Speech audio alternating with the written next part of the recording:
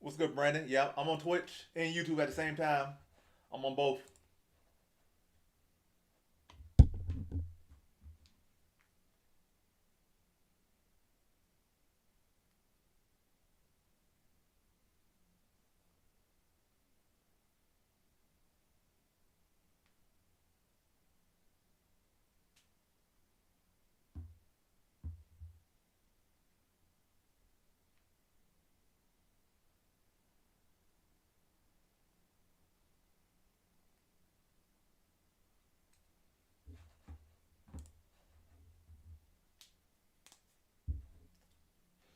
3-0.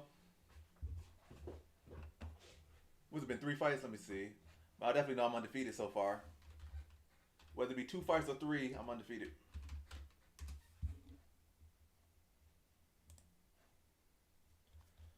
Yep, 3-0. Lacerda, Palastri, Roca. But I have not got none of the props right. Roca had by KO. He got a decision. Palastri by decision. She got a knockout in the third round. Lacerda I had by decision. He got a submission in the first round. But those money lines hit in though.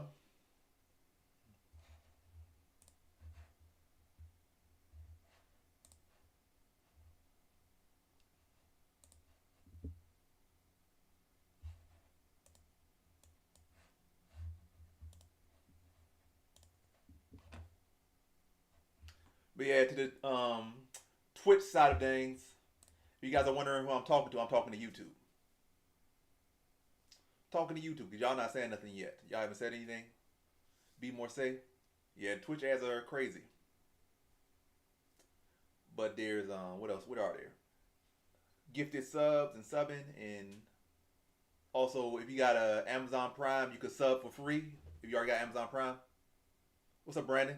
But yeah, if you got Amazon Prime, you could just sub for free, so you won't get ads.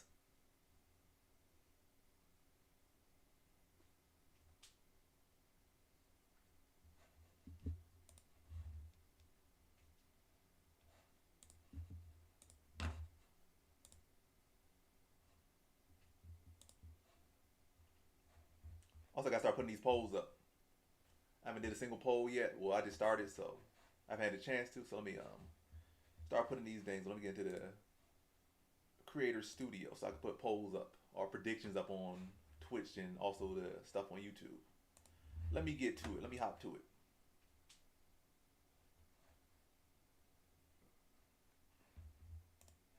All right, match next prediction. We got Mesquita versus Alexiva. Beatriz Mesquita, I think that's her name. Mesquita. So who y'all think wins? Y'all got Alexiva or Mesquita? First prediction is up on Twitch. Now let me put it up on YouTube. Who wins?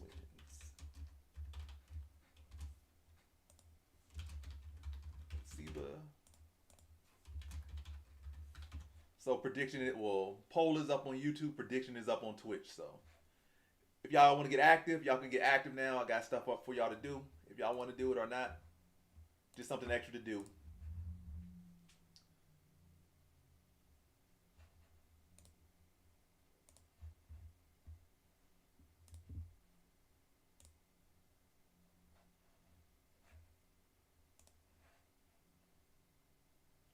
All right, I see you, Brandon. You're actually participating in the poll. That's good to see. Jill has not arrived yet. She usually the main one in here doing predictions and stuff, but it'd be cool to see if she hops in here. I'm pretty sure she'll pop in at some point. I know I got in the stream. Well, I started the stream late, but I had stuff to do. But I'm in here now. I am a here.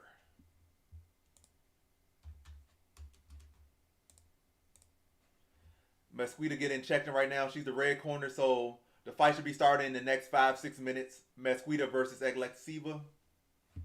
So our next fight should be starting soon.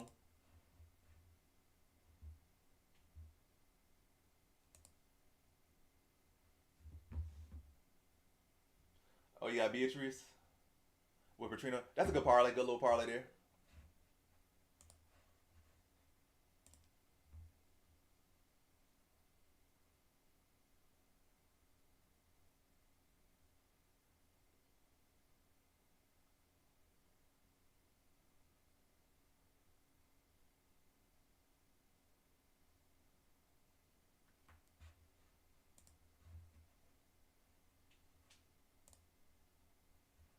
No parlay tonight.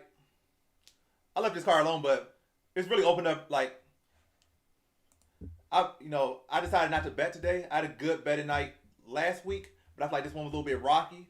But this card has opened up very well and it's gone like I expected to go. So I probably should have bet something, but I really ain't too mad about not betting tonight. And I don't think I'm gonna try to hop in late because that's another way you lose money. Like you see a card going well, you're like I'm gonna hop in instead of just having it early.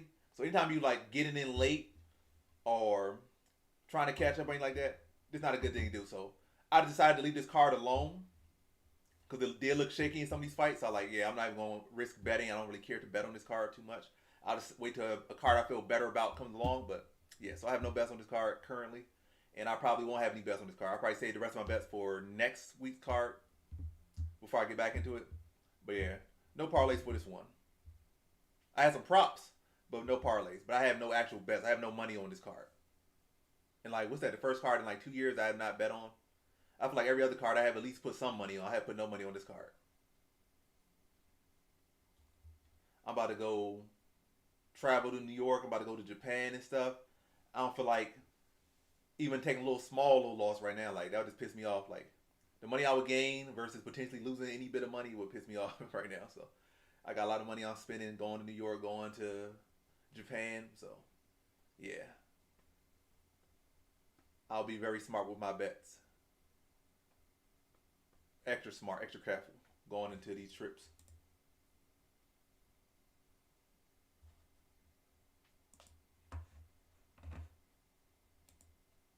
All right, both women are in the cage. Fight's about to go down now.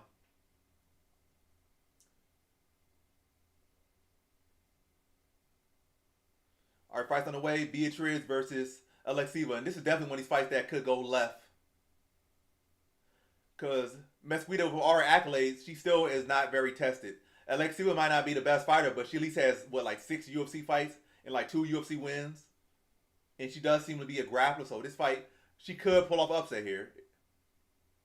And the odds are ridiculous for a fighter who's incomplete like Mesquita and untested.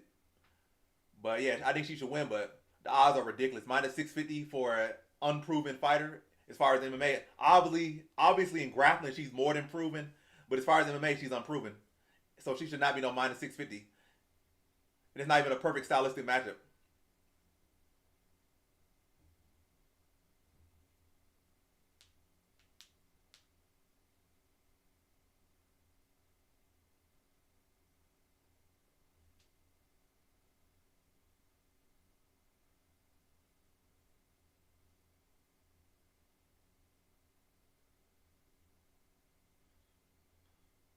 Mesquita gets to the clinch. Let's see what she'll do with this here. She has the body lock, has Alexiva against the cage. Will she be able to go for a trip here and get it?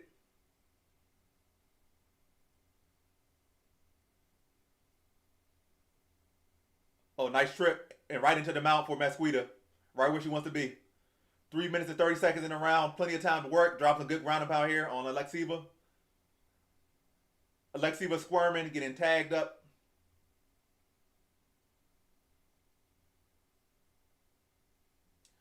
Trying to use some 12 to 6 elbows.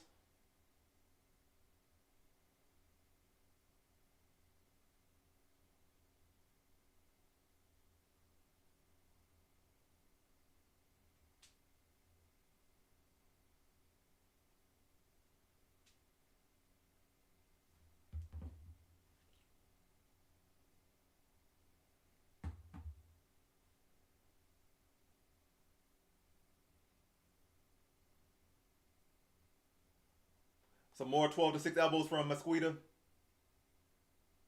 I really hate both of their names, to be honest. Not for them being bad names. It just don't. It's not easy for me to pronounce their names. And again, that name's not even hard to say. Just for me particularly, Mesquita, Alexiva. It don't roll off the tongue for me. But yeah, Mesquita in a very dominant position right now. Still mounting her. 2 minutes left in the round. But right now, she's postured down, so she's not really getting as much damage as she can. Alexiva just trying to hold on and survive the round.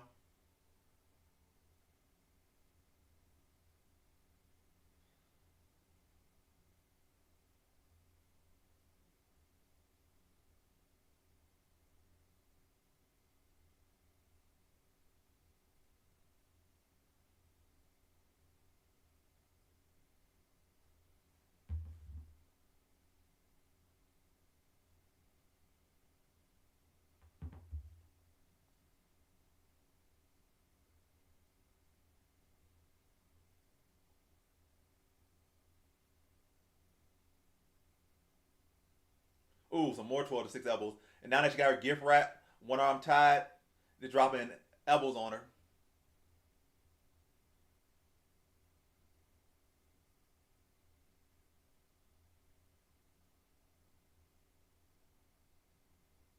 Now she's bleeding out the eye.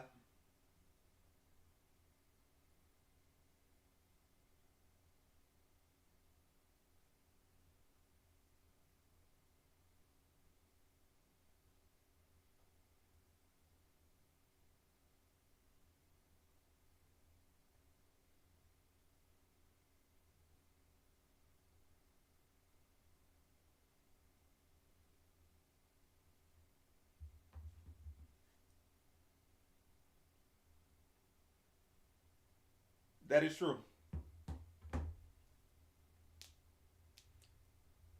By the way, if you're okay with the ads, that's fine too, because either way, it helps me get paid, whether it be by sub or watching the ads. And I appreciate all of it. Oh, real big elbows come here from Mesquita now. Only 10 seconds left in the round, and Mesquita is going off from the mount. Oh, big round of pound.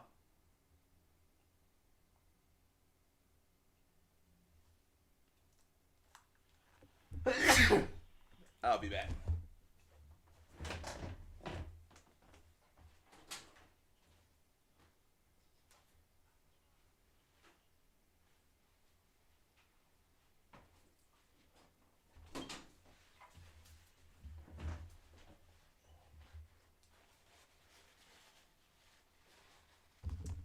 W mod in chat.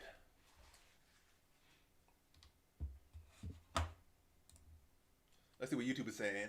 Oh, Jill's in YouTube too. W support from Jill. She's on YouTube and Twitch at the same time. I appreciate that.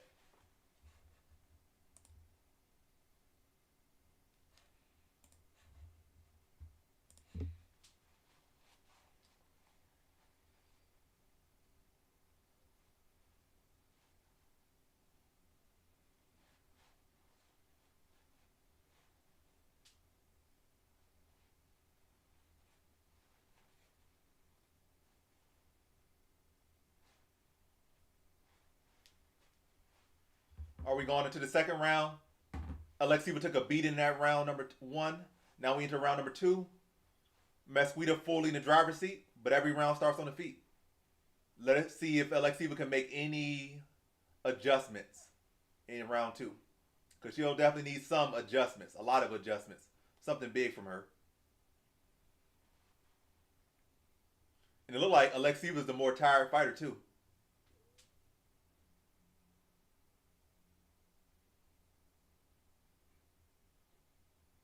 A little up jab from Alexiva.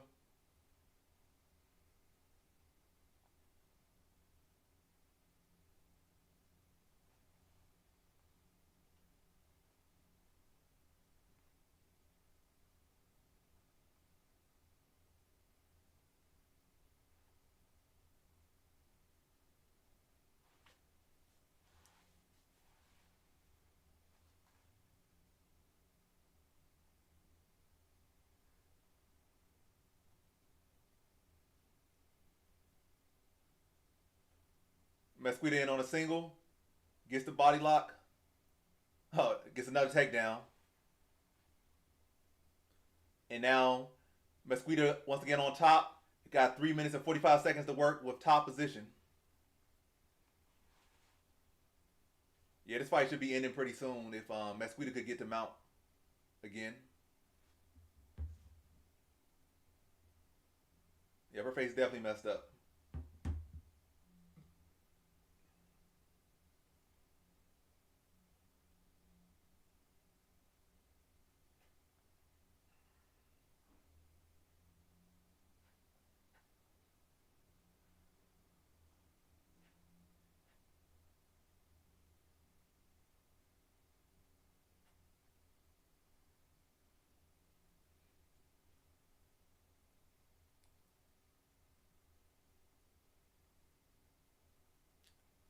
Moves him out. Alexiva bucks, gives up her back. Mesquita in on the rear naked choke now. Quick transitions. Fight should be over. Taps. Second round submission for Mesquita. Beautiful BJJ, beautiful transitions, world class, top tier BJJ IQ and execution. So Mesquita with the second round submission.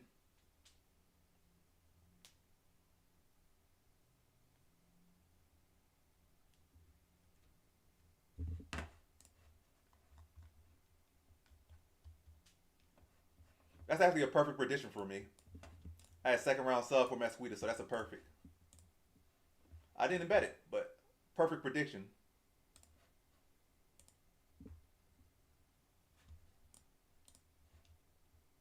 What's up, Jill? What's up, Jill on YouTube? What's up, Jill on Twitch?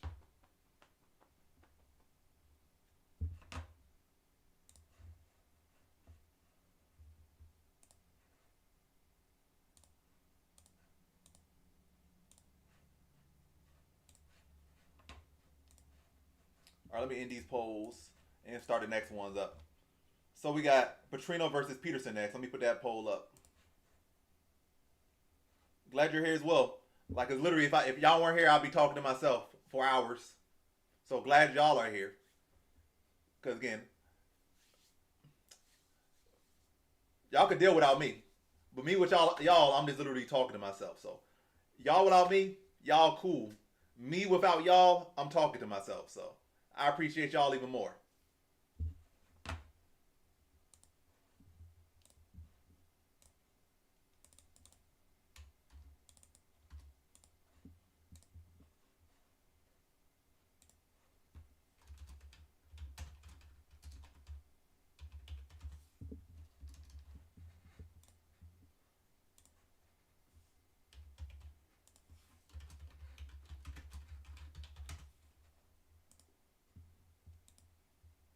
All right, next prediction is up on Twitch. Let me put it up on YouTube now.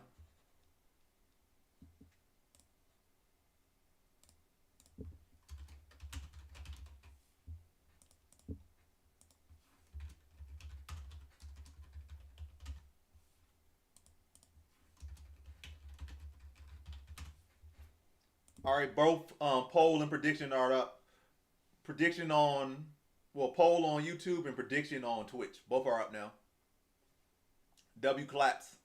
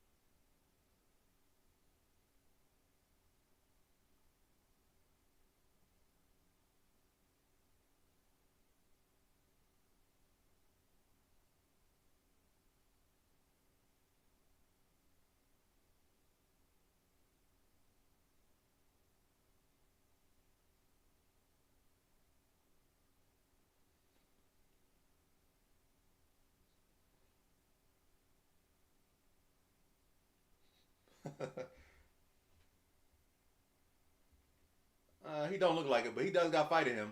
Can't sleep on Thomas Peterson. I'm not picking him, but he can't sleep on him too much. He's a real fighter, real athlete, real competitor.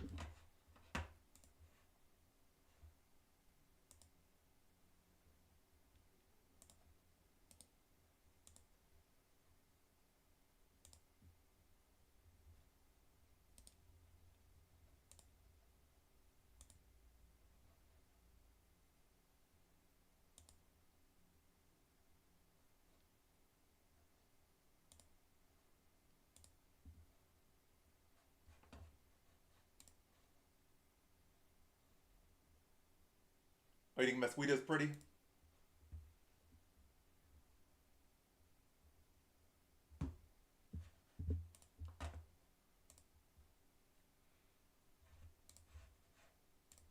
And also feel free to like up the YouTube stream as well.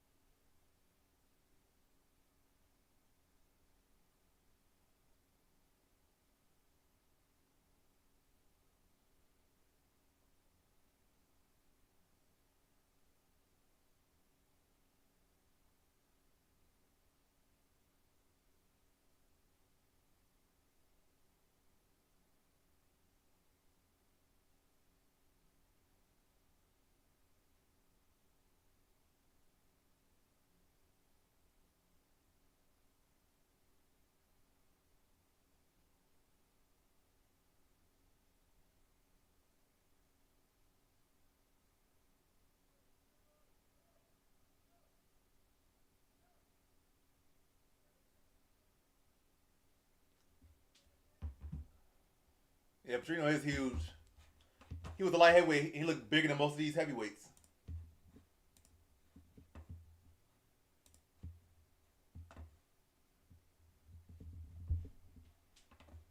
So we got currently got 100% of people picking Petrino on YouTube.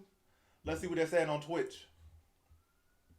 Let's see if anybody made a prediction. So we got one person, Jill, going all in for Petrino. Put 220 channel points on Petrino. I got Petrino here as well. But obviously I can't predict or anything as far as YouTube or Twitch as far as the streams because it's my stream so I can't vote. But yeah, you know who I picked. I picked Petrino. But I am not a part of the polling or prediction as far as voting.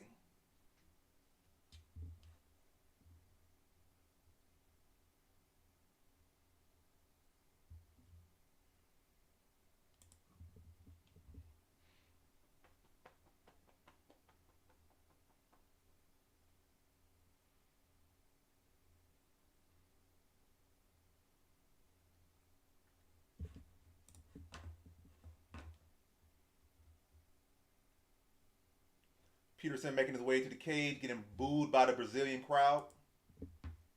That's that Peterson or Petrino. But yeah, Peterson is making his way to the cage, to the octagon right now, and he's getting booed by the Brazilian crowd as he is about to fight a Brazilian in Petrino. So yeah, Peterson versus Petrino. Peterson making his way to the octagon, getting booed by the Brazilian crowd. For sure. Let them know, Jill. Get involved, get active, participate, chat. Have some fun. I know it's cool to look at me and all, but conversate, chat. I chat back. Very small community, especially on Twitch. Well, particularly on Twitch. The YouTube community can be bigger at times. I could be having like 30, 40 people in there at times if I just purely did it on YouTube.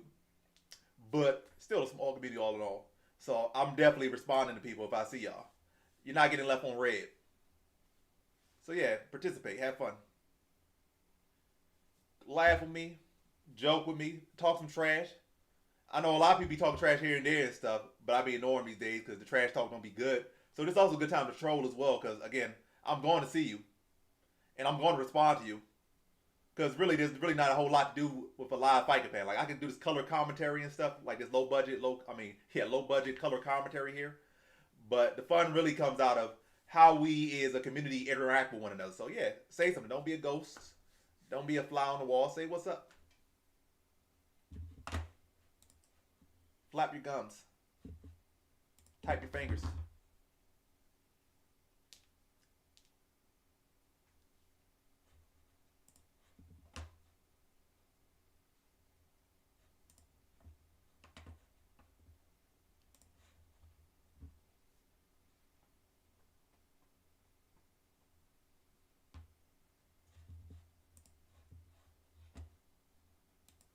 Now Petrino making his way to the octagon, getting cheered on by the crowd. What am I currently 4-0 for the card? Currently 4-0. Good start. Good start. How many fights on this card? 12. So I'm already at a good percentage. Could get this, that'd be like 5-0 on a 12 fight card. If I get the next two right, then I'm at least going to finish 50%. That's not great, but at the very least, that's saying at the very least, which I'm probably not. If I get 6-0, I'm probably at the worst probably gonna finish like 8-4, which is a good card. So hopefully these fights keep going well for me.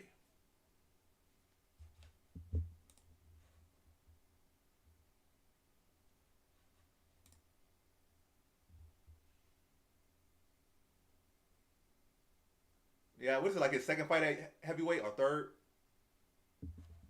He's definitely more technical here because heavyweights aren't very technical at the moment.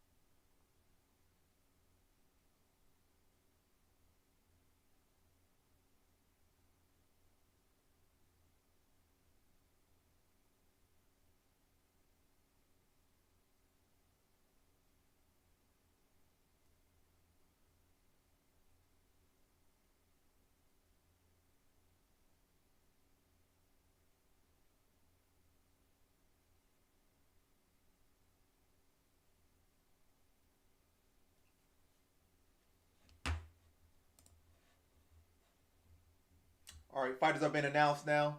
Fight's about to go down in like literally the next minute. I don't know why I say literally like that. Literally, literally. Like the words trying to run out of my mouth. Literally. But yeah, fight's literally about to start in the next minute. Vitor Petrino versus Thomas Peterson.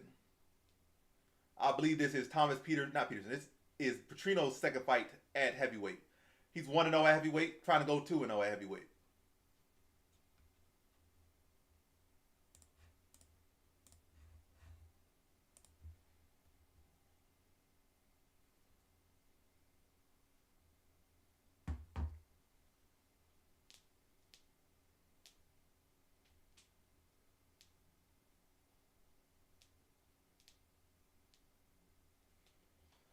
So Peterson said he's gonna wrestle this time. We'll see if he does that, or how successful he is at trying to wrestle here.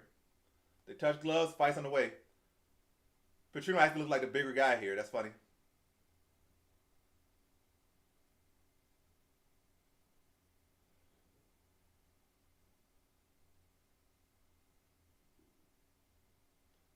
Dang, Peterson got thrown around. He tried to go for a takedown, got swung.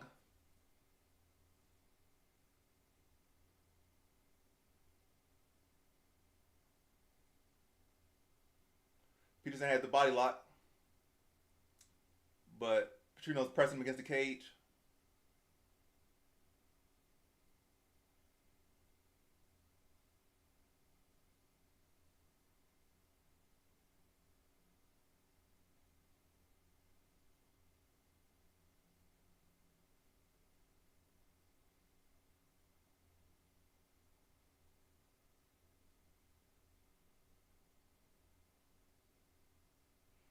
will finish 2.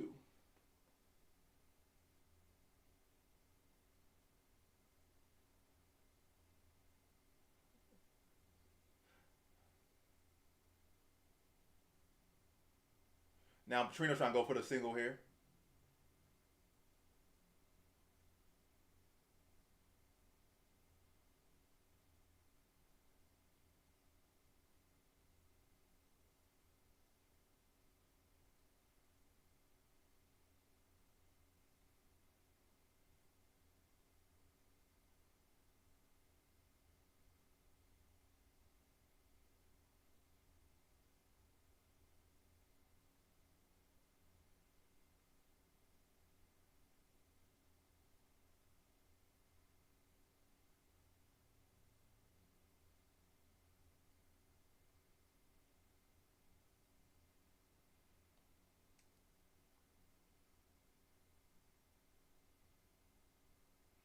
Now Peterson has Petrino against the cage now.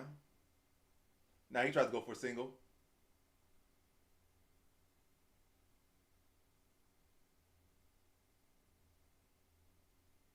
So far, good defense from Petrino on the single leg attempt. Oh, but Peterson able to get to the back. Still not able to get him down yet.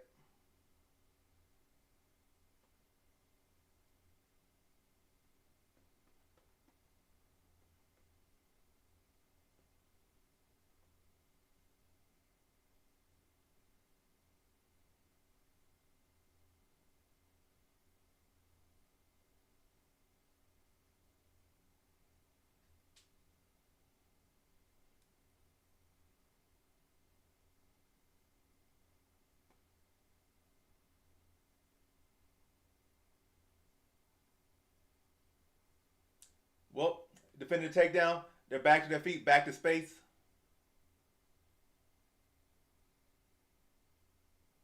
Ooh, big right hand drops Peterson. Petrino's on top. Oh, some more big shots from Petrino. Oh, he pushes, folds Peterson on his back. Peterson still trying to survive. Drops some more ground and pound on him.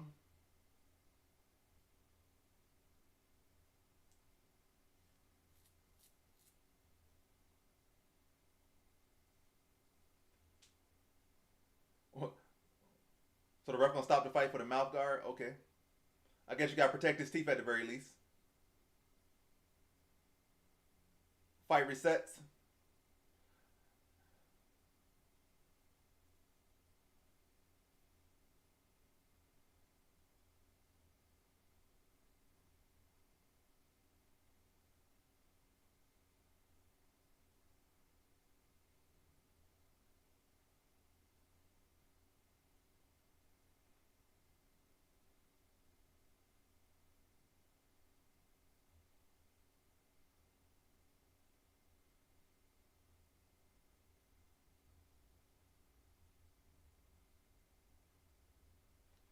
Petrino might as well to keep striking.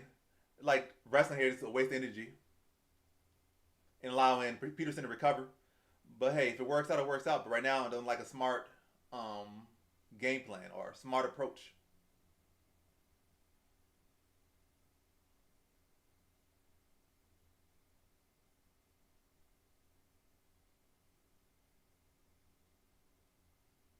Ooh, breaks free.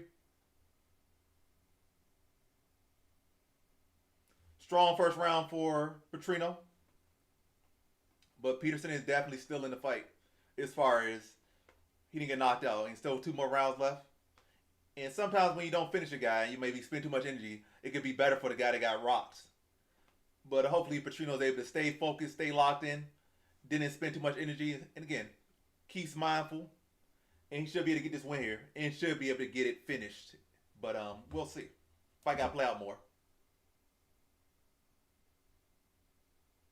Fight got to play out more.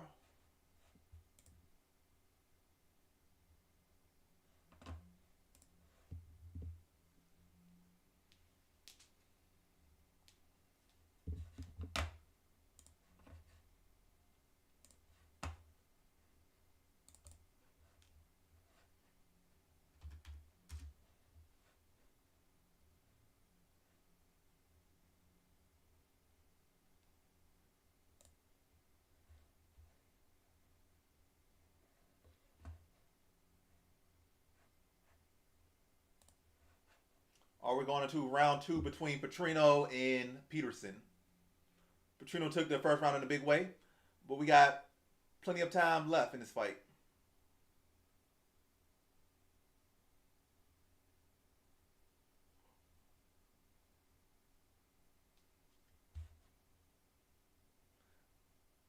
Why is this thing lagging all over the place? It does look like Petrino's a bit tired.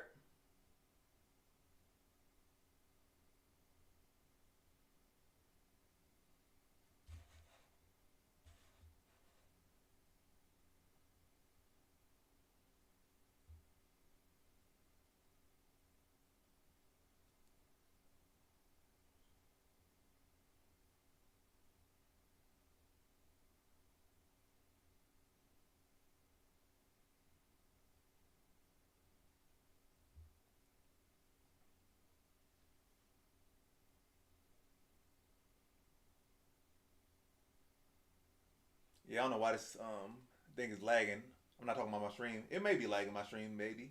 But as far as my fight stream that you guys cannot see, but I'm saying is kind of lagging, speeding up, pausing at times here, but mostly smooth. Mostly. Ooh.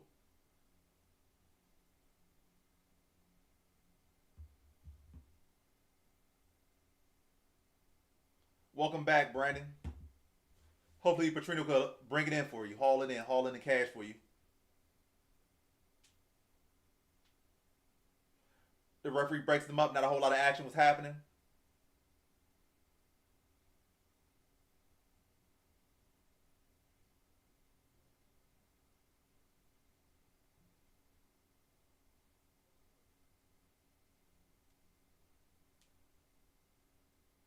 Cheap to the body land for Petrino.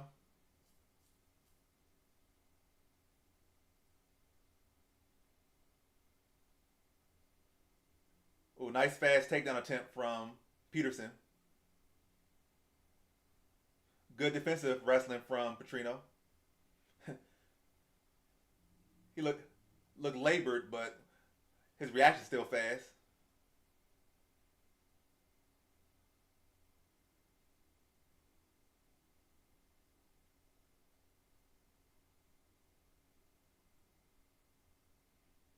Petrino definitely gassed, man. Walking away, breathing.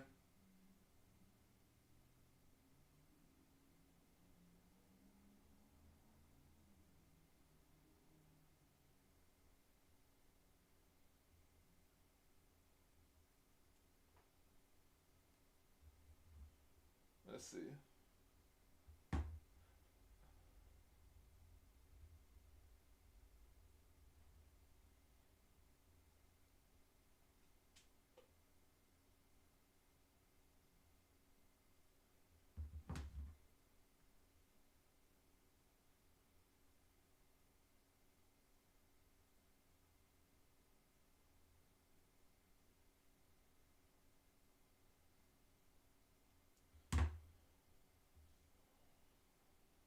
Man, both of these men just gassed. This is true heavyweight fighting right here. Gassed after a round.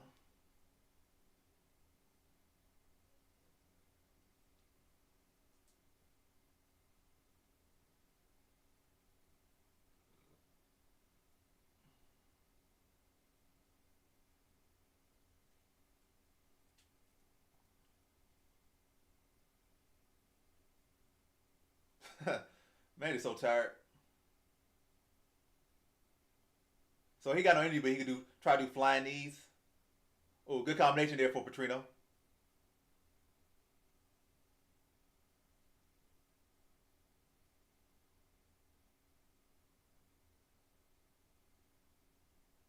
Good little jab there for Petrino. I mean for Peterson. Good combination for Peterson there.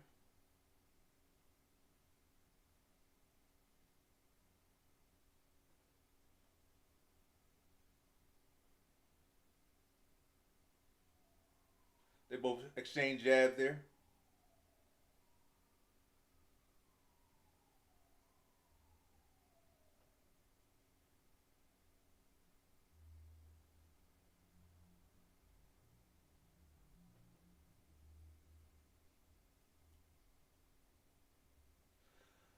sloppy round, but probably goes Petrino's way. He definitely won the first round. Could even be a 10-8 first round.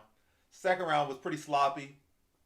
Both men are exhausted, but I think Petrino still landed the better shots there. Did a good job of defending the takedowns. Should be his round as well. The body language is not great, but Peterson not really doing nothing about the bad body language. He's not scoring no takedowns. He's not really landing too many heavy shots. Petrino still landing the better combinations and the harder shots. I just really want this fight to be over because it's just sloppy at this point. I've seen enough. Just give it to Petrino. Call it a night. We'll call this a fight a night for both these guys. And hopefully we don't see a fight this sloppy the rest of the card. But yeah, both these guys need to work on their cardio. Petrino got some excuse because he usually fight at light heavyweight. It's only his second fight at heavyweight. So he's carrying around a lot more weight. And probably not doing as much conditioning because he don't have to get down to 205. So he has a reason for that. But Peterson, you have spent your whole career fighting at this weight. You should be exploiting his lack of cardio, but you're not. You should be exploiting him adjusting his weight class because you're not adjusting. This is like your 15th fight at this weight. And the only weight class you've ever been at. You probably wrestled in high school at this weight. Probably. But we're entering round 3 now.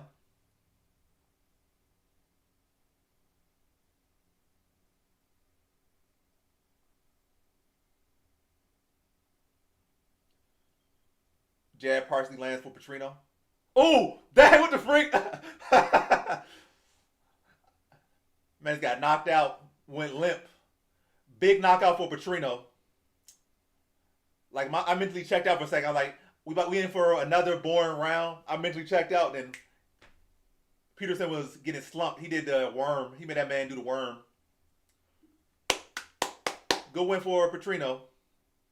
And definitely saved us from another 5 rounds of light walking. He saved us from a long walking 3rd round. Now we can move on to better fights. And now I'm 5-0. Perfectly timed uppercut.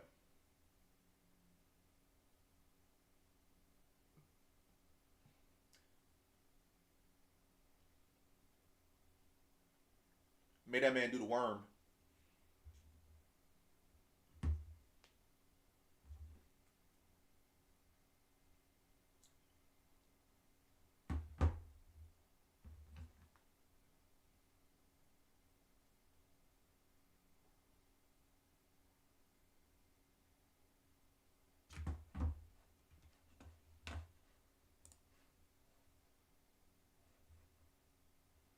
Petrino just won by a knockout in round number 3. I think he won in like under a minute into the 3rd round.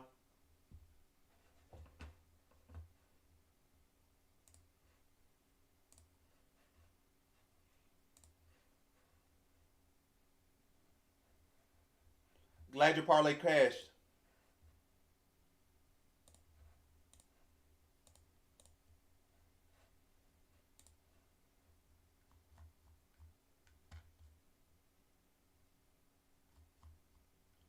All right, next fight we got Rafael Filo versus Clayton Carpenter. Let me put that one up.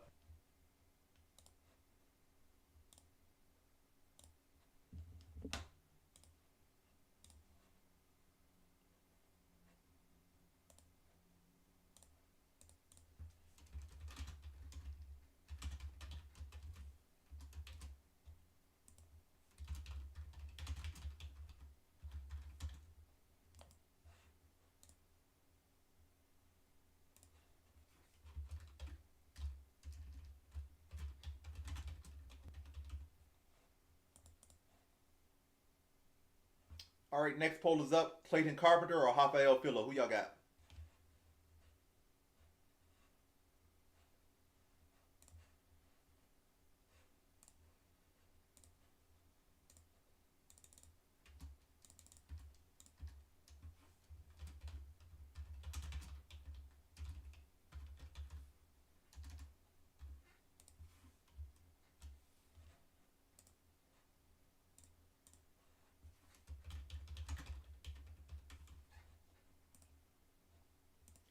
All right, prediction is up. So yeah, who y'all got? Rafael Filo or Clayton Carpenter next?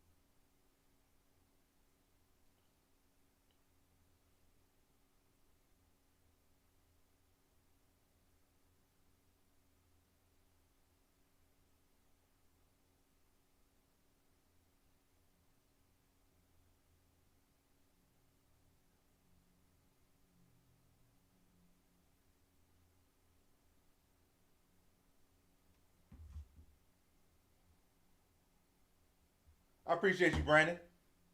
Catch you on the YouTube side. What's up, Rise?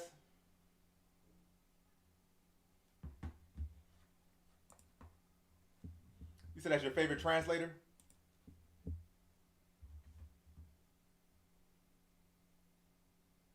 Your chat? Your chat on Twitch or your chat on YouTube?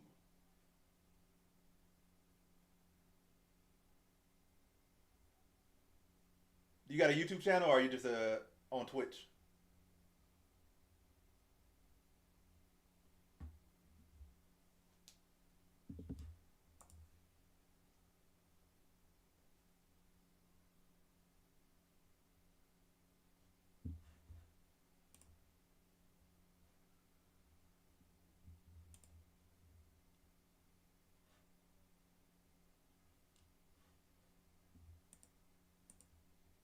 Let's see what YouTube's saying. Welcome back, Brandon.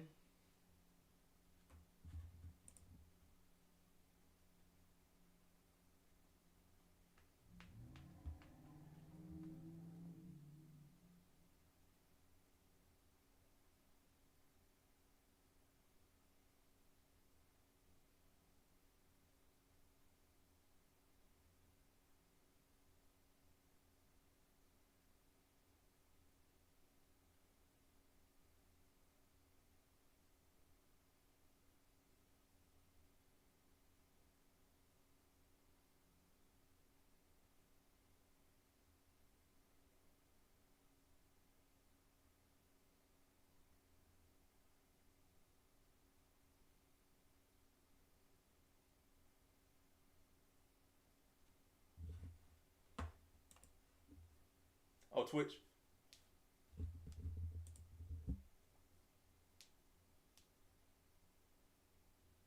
Possibly. Possibly. Definitely possibly. But yeah, let me know like what advice you need about which fight. I'm definitely doing. I did great last card, phenomenal last card, phenomenal plenty of these cards, but last card was phenomenal. So that's rolling into this week, and I'm currently with like 5-0 on this card. So yeah, you got any advice you want? You know, I'm definitely down to share. Yeah, I got Discord. Let me drop the link to my Discord over here.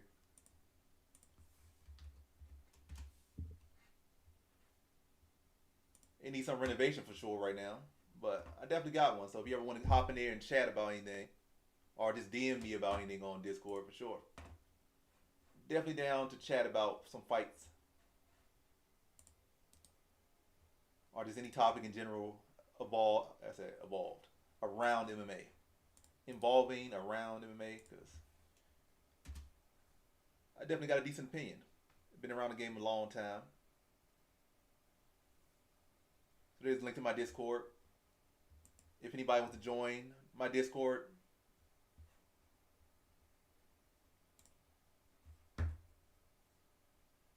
yeah, Carpenter's pretty tough, so it's kind of hard for me to imagine him getting finished here.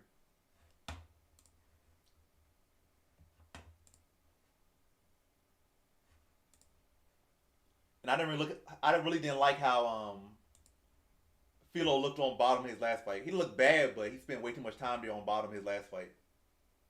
Like I said, he looked good when he was the one throwing strikes. He looked good when he was the one getting the takedowns.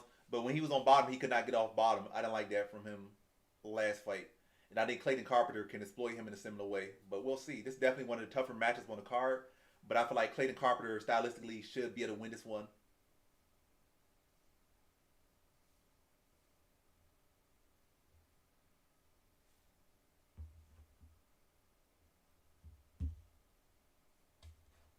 Let's see how y'all doing with the poll. So we got 2 votes here. So we got Jill on Philo, and we got Zook on Carpenter. So we got a split here. Both of y'all feeling pretty confident. Jill put up 200 points. Zook put up 510. Both of y'all feeling confident about y'all picks. You say you can't join? You should be able to join. Let me just try to send a different one. Let me try to send a different one. What did you get? Come back to Twitch.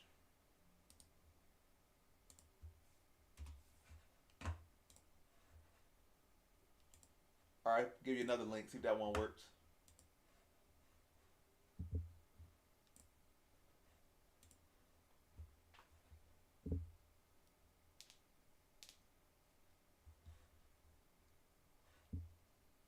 I got Carpenter here. Yeah, none of these guys will be champion. Neither Carpenter or Philo. They might go over to like PFL and maybe win a championship, but in the UFC, I don't see no championship material from other guys. Maybe a ONE FC championship, maybe a Risen championship, Bellator this, that, and third, but UFC, nah. I don't see it in either guy's future. But hey, that's the fun of the sport. You can always prove a guy wrong based on your own merits and your hard work and improvements and all that stuff. But yeah, just try and see if that link works.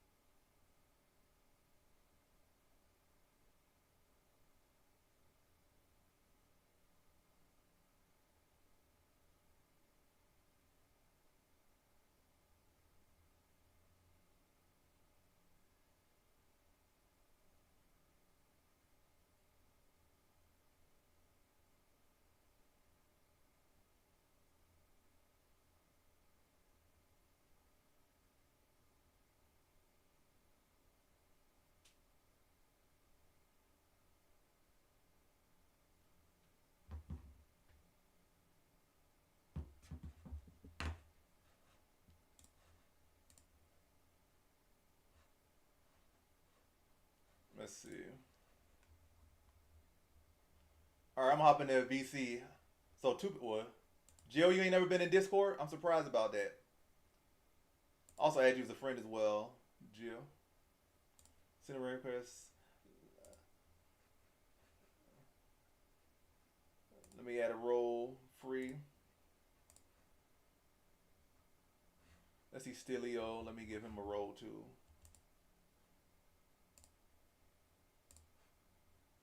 All right, I'll hop in the call with you briefly. Let's see what you're talking about. I don't know if it's gonna work because it might. But I guess you can hear me on stream a little bit. But I don't know. It'll work some way. Can you hear me? What's up? Can you hear me? Yeah, can you hear me? Hello?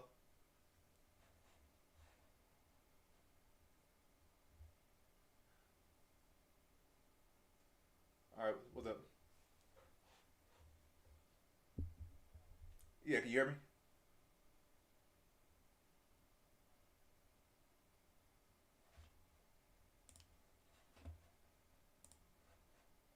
Like I don't know how to disconnect from the stream and whatnot.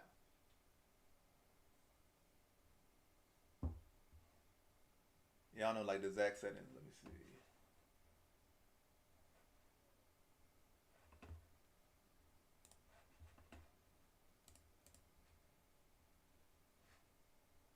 Source. Let me see.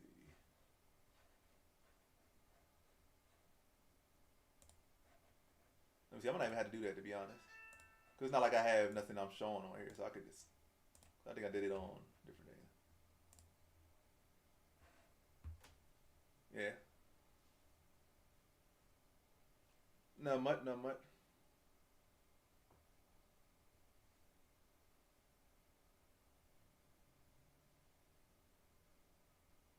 That's dope.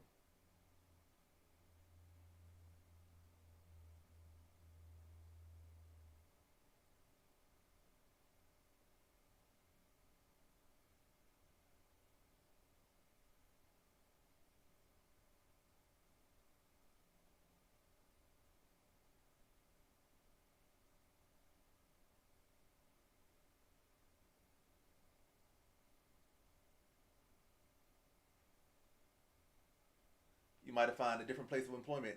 Like that's you don't have any like other job or any other thing you could do differently.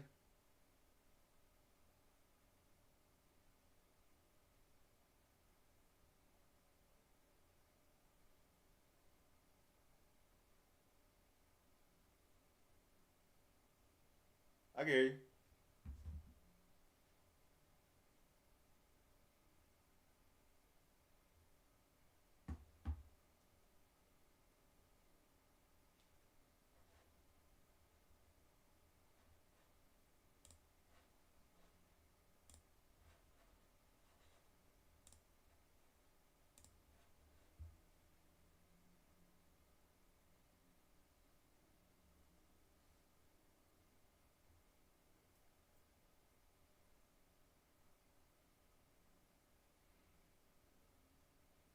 Would you be cosplaying or something?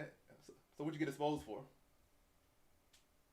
So what did you get exposed for? Like cosplaying or something?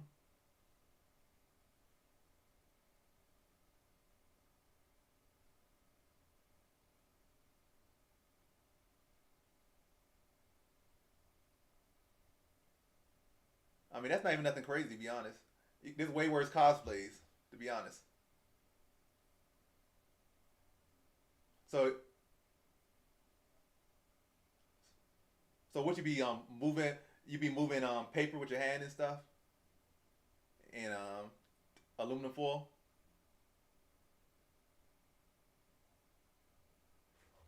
I mean, if you get a laugh, you get a reaction out of it in content, then that's a good thing. Like they might be laughing, but you're gonna be laughing to the bank if people laughing about it. They come in, they sharing it. Matter of fact, they should like if you do stuff normal and it's cool and stuff. People say like you can make the coolest song, the coolest video, and people say I mess with it, but they're not sharing it. They laughing at you, they sharing it. You might get what tens of thousands of views off that. Versus your song cool and stuff, they like it, but they're not sharing it. And it might be the coolest song in the world, but your friends, your fans, or whatever not sharing it, and you only getting 50 views on it. So at the end of the day, a share, if you getting shares and it's something you like doing anyway, they can laugh at you. And get why you on the down end of it, like it's gonna be funny for them, like they laughing at you. Oh, the money ain't coming yet, but they sharing it, they laughing with their coworkers, their family. They look at this video, and before they know it, they unironic, like ironically enough, they the ones giving you more views. And then you might find people that's gonna be like, oh, I mess with this guy. Let's come. And there's a lot of communities for that stuff, to be honest. So it's not even. And the funny thing, it's not even rare now. Like maybe like in the '90s or something. Like what is this guy on? Early 2000s, what this guy on? But like 2025, anime popular, Comic Con's popular. All the girls dressing up like they anime characters and Hermione and whatnot. So you probably gonna get some girls that you ain't knew you gonna get. Oh, this guy a nerd. He cool with it. He gonna get some girls if that's what you want. He gonna get some girls that like that.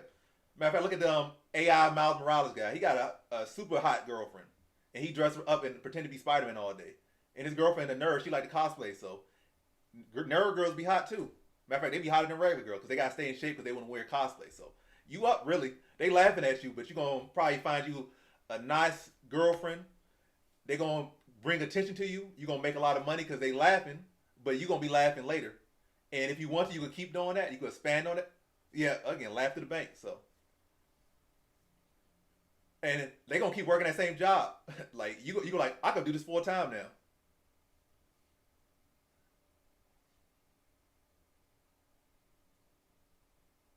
Yeah,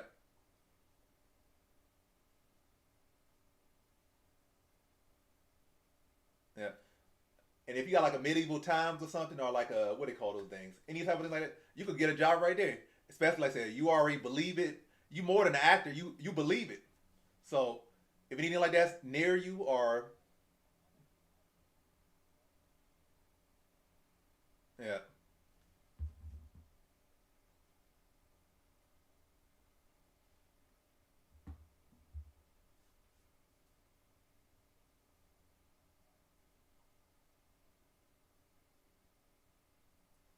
man, you'll be good. Like people go through that all the time, like through life, whether it be elementary school, middle school, high school, college, with their family, their spouses, their parents. So it's regular stuff to be honest. And again, you got a platform.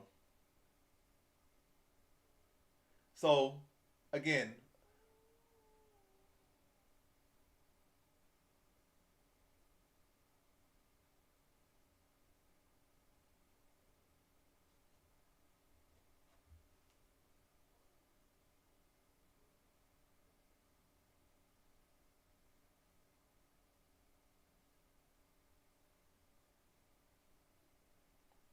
and you could put a spell on them. To be honest, put a spell on them. To be honest, they saying stuff about you.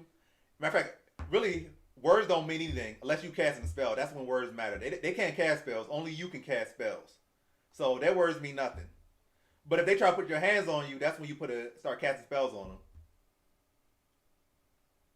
Yeah, only you could cast spells. They can't. Yeah, magic's for sure. But even more than magic, believe in the Lord.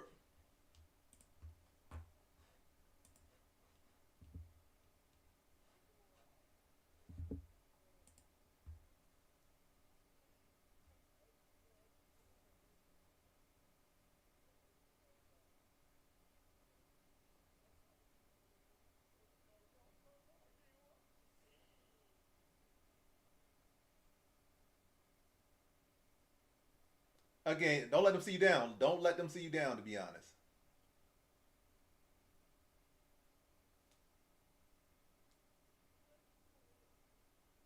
Again, let them laugh right now. Keep posting your videos. Matter of fact, post even more videos. Let them share more videos. Cause I'm at it like when I started YouTube, it took me like what 3 years before I made $1. You can make if you haven't made $1 yet, you can start making your dollar today, literally. Cause you got a couple people sharing your videos. They sharing it to people, hundreds of people, thousands of people. That's money. If you streaming, all it's about getting eyes on you. You got people, the biggest streamers in the world. They make fun of themselves every single day. Constant that people be calling him gay. Ricardo be calling him gay. Ray, all those people that's big. They be got so much stuff. DDG, they say his music's trash. So those people get harassed every day, but they turn it into profit. And you already got haters, and you just had to start. So you already up at the beginning. Like I had to work hard to get some haters. Like I had to work hard. Like at first, people just turning my videos off on YouTube. And they're like, wait, this guy's actually good. It took me forever for people to start to give me recognition. So whether it's bad recognition or good recognition, that's the start of it. So keep doing what you're doing and do it even bigger. Matter of fact, you should come to work is a wizard. If you say you haven't already done it, come to work is a wizard. Come to work with your wand, huh? Yeah, come there fully dressed as a wizard.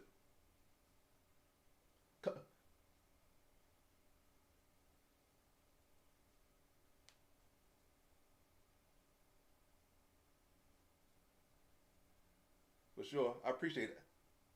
That's the best compliment I ever got, to be honest.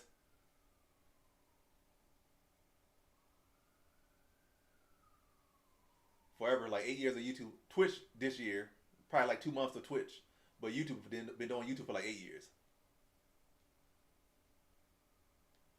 I predict fights and stuff. Just MMA mostly and some boxing.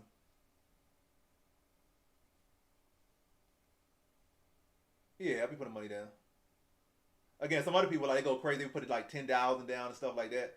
Like I'm more the I ain't got that type of money to be doing what they be doing. Like they got yeah, they got rich parents and stuff. They could do that. Me, I be like I'll put like maybe 300 a week, 400 a week. Might come back with 700, 800, 1,000. Some good days 1,500, but I ain't betting no 10,000.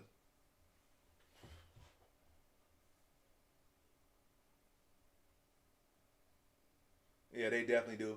They be having all types of sponsors. They be saying every single betting some company you ever heard of. Oh, they be on Prize Pick. This they got every type of connection ever.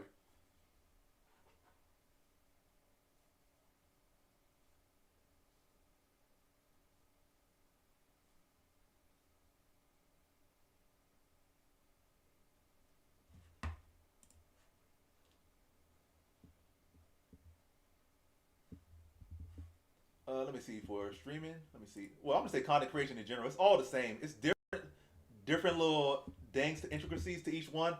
But thing is, I say consistency. Like you just start. And the thing about platforms and stuff, a lot of people, even myself, I really could have started like even 10 years before I started. I was like, oh, I gotta need this, I need this, I need that, and stuff. But You can start with your camera. You don't even have the latest camera. You can have like a phone from like 10 years ago. If you could film on it, film on it. If you got a little webcam, film on it. You got a little old phone camera, film on it. Just start making content, and you can always again create a new page. Like matter of fact, people got multiple accounts. On some accounts their face is hidden. Some accounts their face is not hidden. Some accounts they're doing this. Or they got a mukbang account. They got a dancing account. They got a bunch of different accounts. Or they got an anime cosplay account. And people like they got followers on all these accounts, and people don't and be like, oh, you're that guy, you're that guy, you're that guy. So you can anytime you can change your image, but getting yourself out there and just trying and getting better is the best thing you can do. So start is the most important thing, and then just staying consistent. Like say you might switch up your day, but as long as you keep going, you're gonna get better, and you're gonna find what works for you, and also what people like, and you could kind of differentiate. Like you might end up saying, well, I'm making content to make a profit. And you don't really love it, but you just keep going at it because you want to make a profit. And then on the side, you can be doing stuff that you actually love and have, again, multiple different accounts. And people nowadays, they have, again, TikToks, Instagrams, this, that, private Instagram. So they might get to the point where they make so much money they don't love it no more, but they still doing it for the job because it's bringing them money. But again, if content creation is enjoyment or money, like the same thing. Just start, get better, try, explore. And at the end of the day, what content is what YouTube is. You. It starts with you. So it's about you. So it's a journey within yourself to push out the content you want to do, or let's say promoting yourself. That's really is putting yourself out there. That's what everything is putting yourself out there, and you get better if you understand yourself more and get yourself out there. The more you do it, and again, find what works for you, find what you love, what you don't like, and what you're willing to go through for this or that. Or at this point, this video concept takes too much time, and I'm not really loving it no more. Let me shift it this way. Again, you just learn all the nooks and crannies of what you want to do or don't want to do and what works.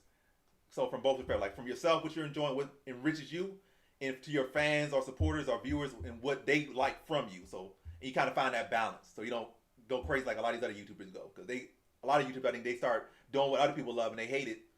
And that's why a lot of them be going crazy. But you got to find that balance. Like, I like this and they like this, or they like this a little bit more than I like it. And you find that balance and you get better at what you're doing.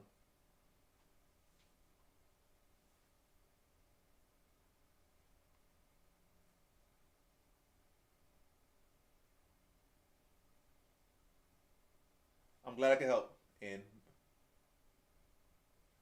best, yeah, and best of luck to you. And I know you're gonna go far. Like I say, you already got the attention.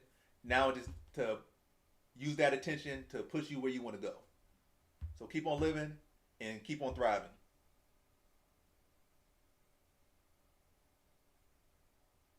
I appreciate that. All right, I'll give you a follow back on Twitch and stuff, and then friend you on here.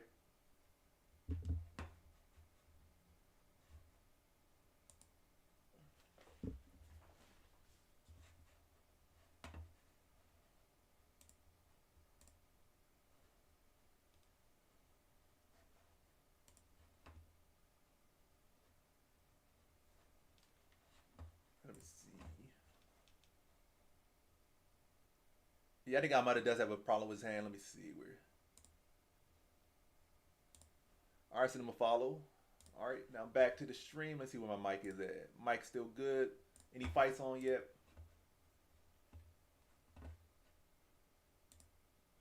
They kind of taking away. They're taking a while for this next fight. Did I miss a fight?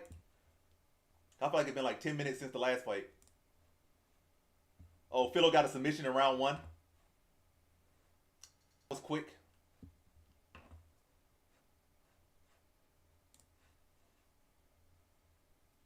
All right, let me end that poll. Philo with the win.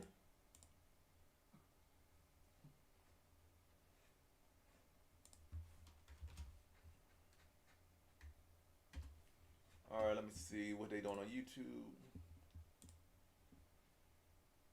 Yeah, I think Almeida got a broken hand. Now I got Almeida here, but I don't got no bets on it. I made my prediction a while ago, to be honest. And in the past I would kind of go back and change predictions. Now I just ride with it. So the prediction's gonna stick. What's gonna stand? Whether it wins or lose, I'm gonna stick with Almeida here.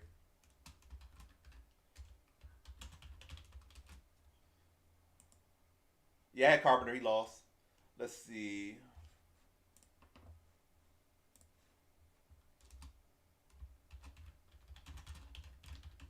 Lucas Almeida.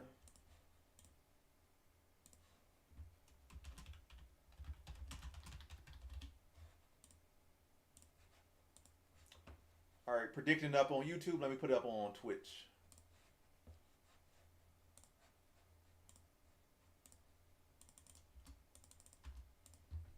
Let's see, Michael Aswell. Let's see. This is Lucas Almeida.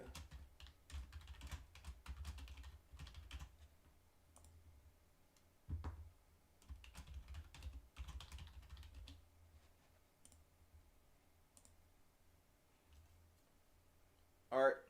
Prediction and polls are up. Feel free to participate.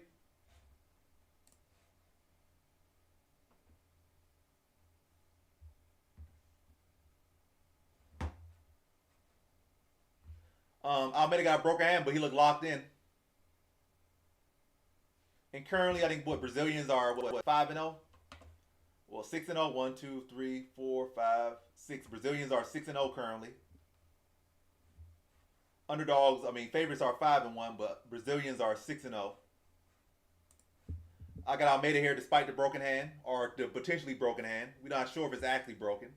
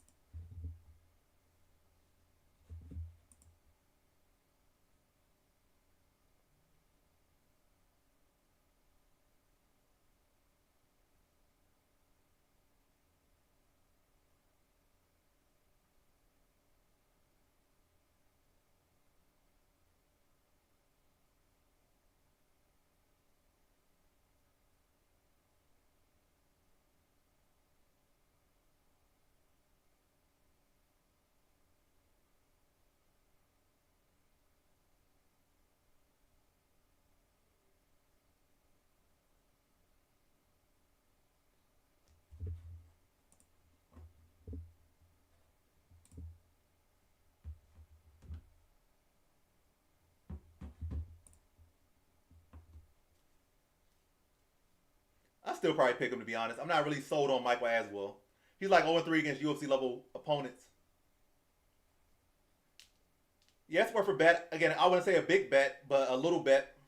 It depends on what your what's it called? What's that thing called? But yeah, how much money your bankroll is. But I'd say a smaller little toss to it. Like I would toss a coin on it. I wouldn't toss a bag on it. Because I think the odds on that probably like plus 400 or maybe plus 500. When I was looking at it originally, it was plus 400. But since the broken hand, price swelled to like plus 500. So again, it's a good value on it for Almeida by decision. But again, I want to throw a whole lot on it.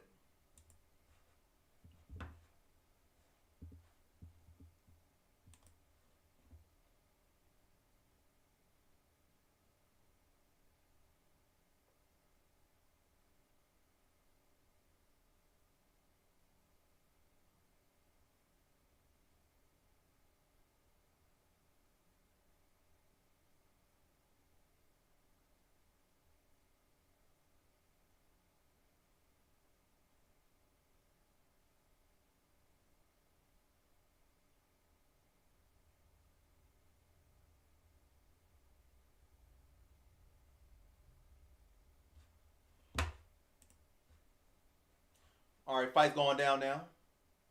Almeida versus Aswell.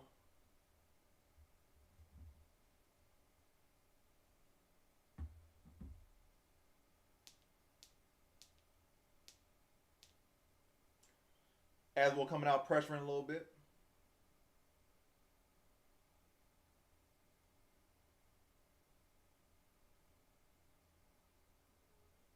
Good leg kick.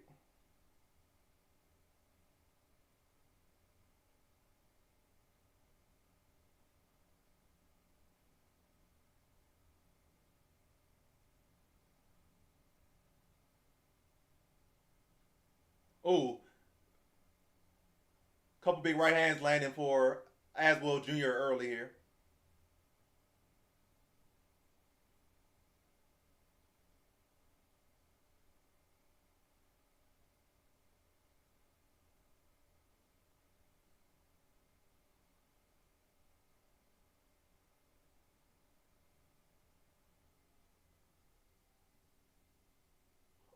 Another right hand lands. Almeida can't move his big. Oh,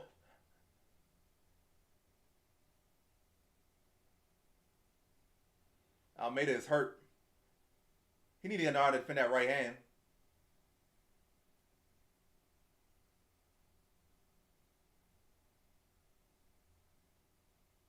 Ooh,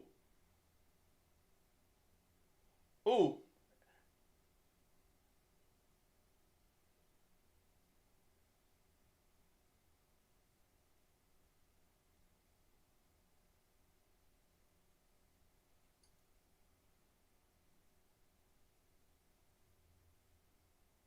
Oh, then he got whooped. Whooped.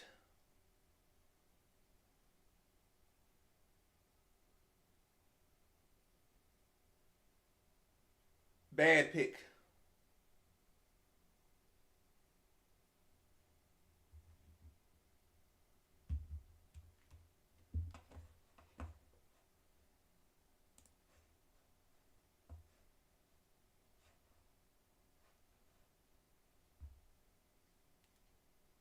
Yeah, he let him get that brain damage. He let him build that up. What's up, plant base? Yeah, that fight could have been stopped earlier. Every ref eventually turns into Herb Dean.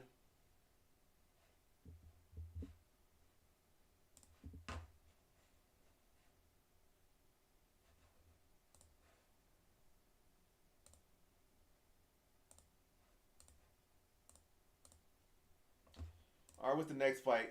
He ends the run of Brazilian fighters in a big bang. Gets Almeida out of there in the first round. Next, we got Ricardo Ramos versus Khan Offaly. Ricardo Ramos versus Khan Offaly. Let me go with that.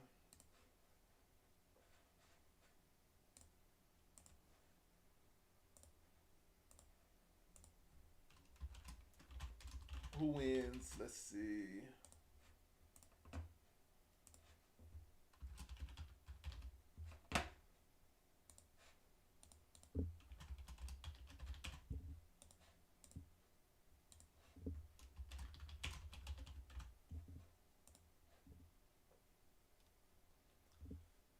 All right, next poll is up. Who wins, Ricardo Ramos or Khan Offaly? Let me put it up on Twitch as well.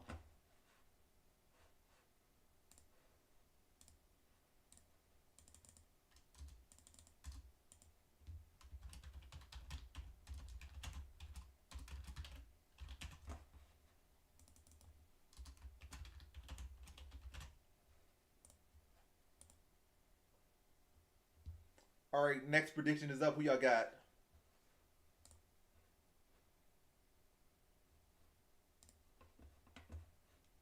Ricardo Ramos or Khan Offaly next?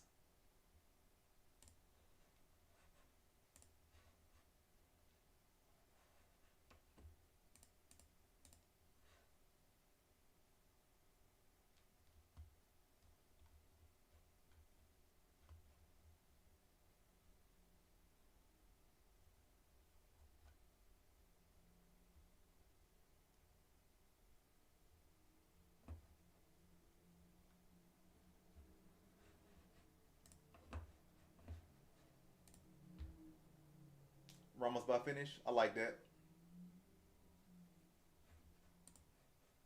Ricardo Ramos. Then we got Honada. I said Honada. Jonata Denise versus Mario Pinto. Honata. I keep saying Honada. Jonata Denise versus Mario Pinto is after this fight. But next up, we got Ricardo Ramos versus Khan Offaly.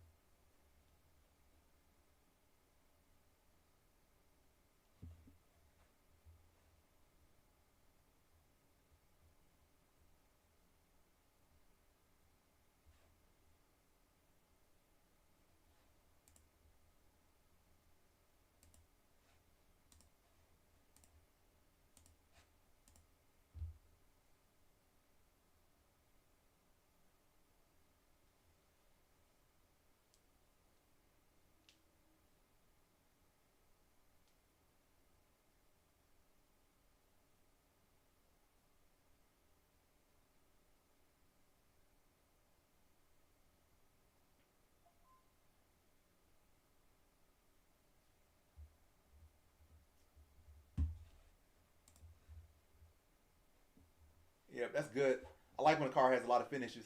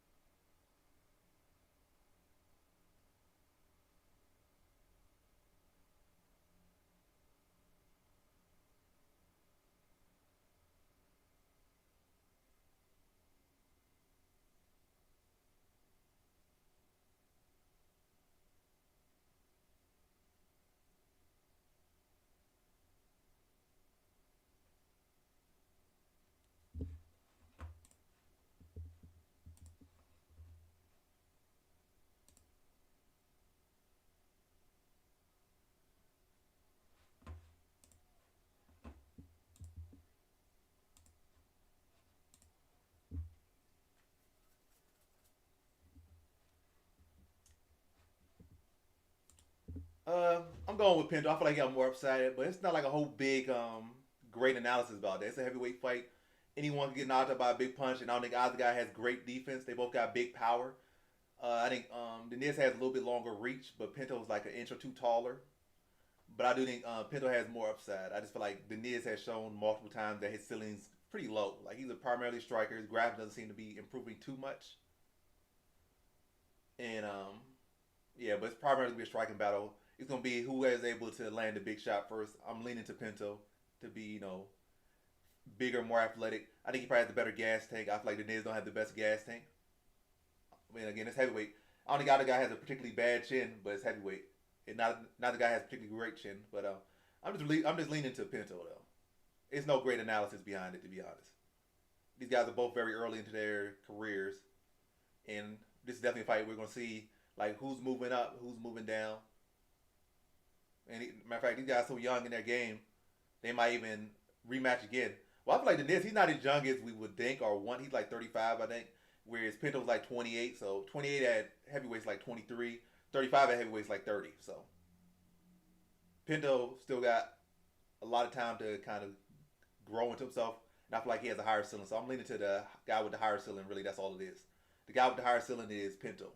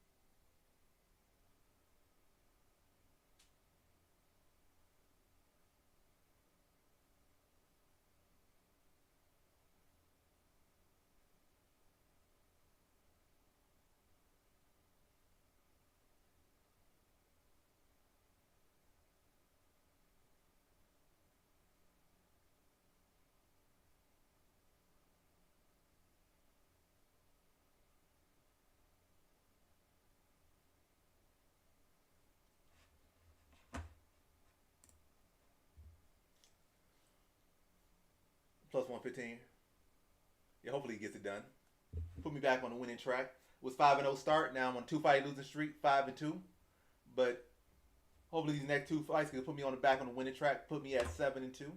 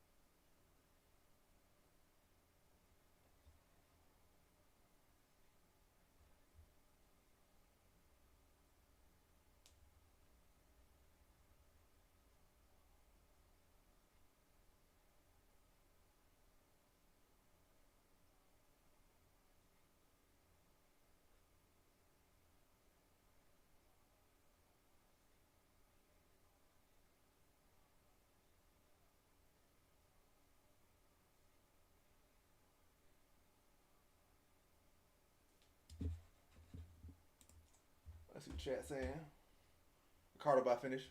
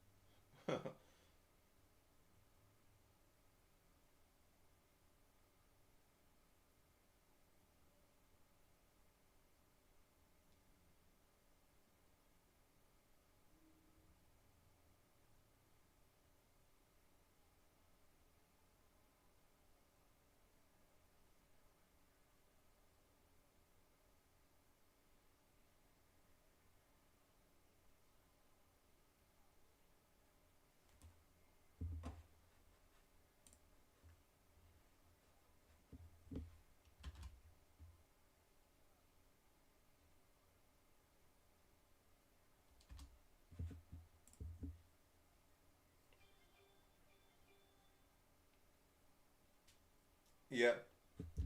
Carolina gave you one more bag before she left. It all works out. Now she can retire.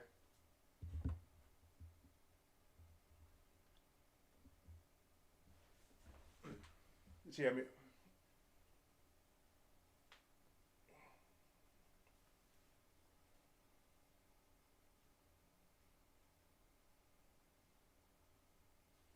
Not trying to look at sunken into this chair.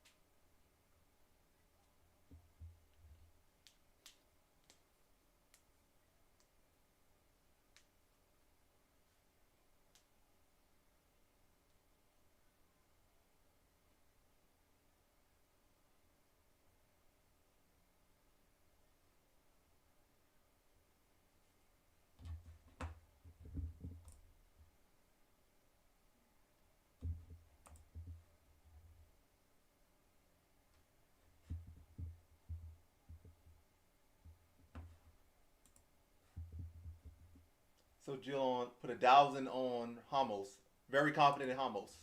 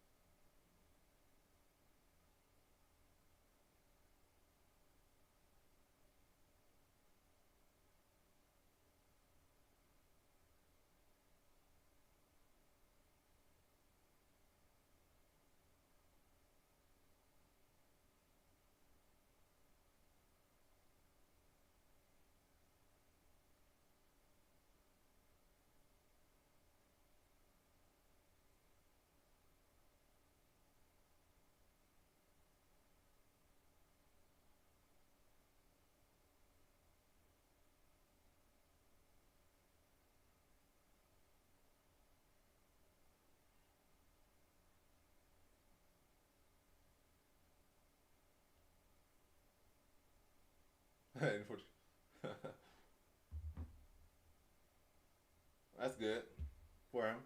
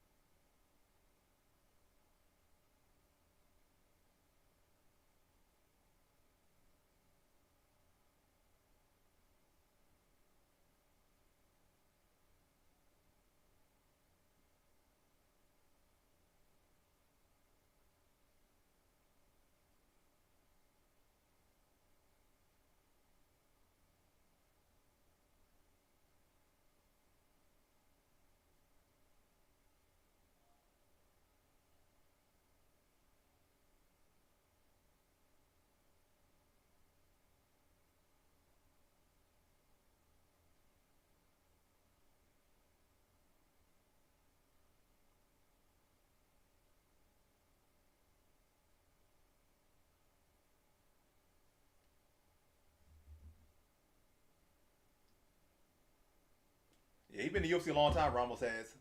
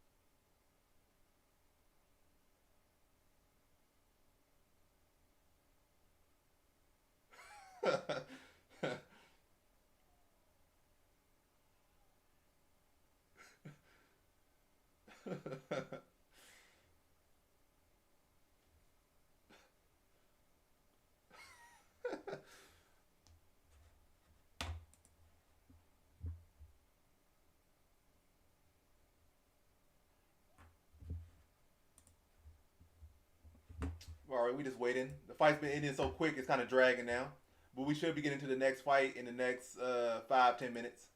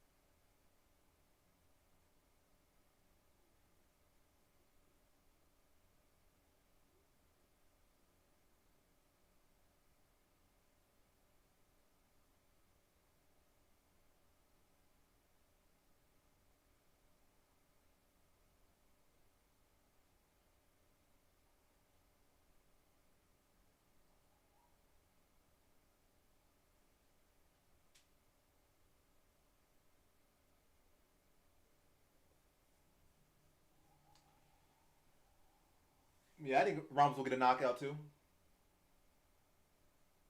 I agree.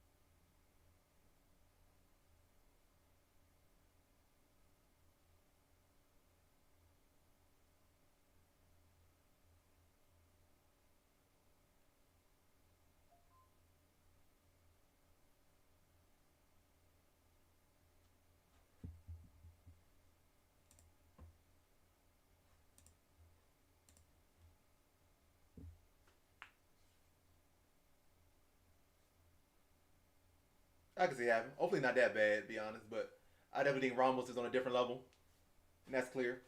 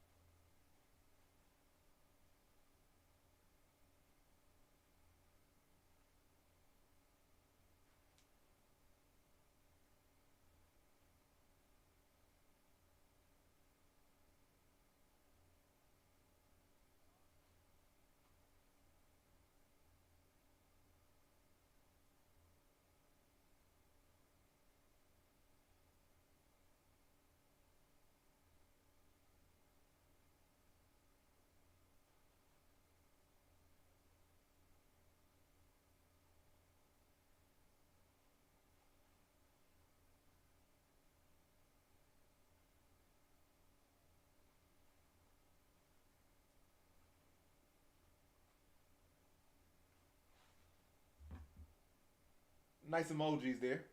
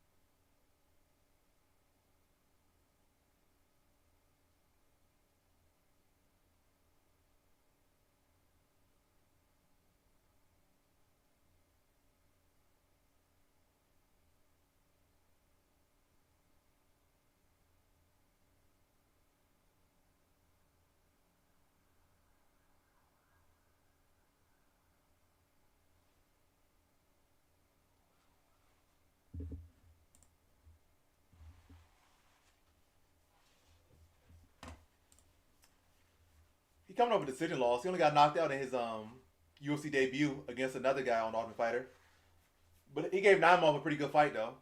It was Myron Santos who dogged him.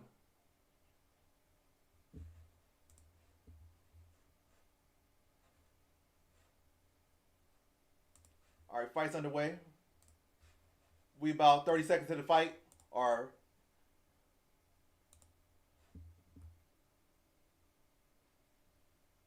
hopefully going for a knee bar. Not hopefully. Ramos going for a knee bar early into the fight.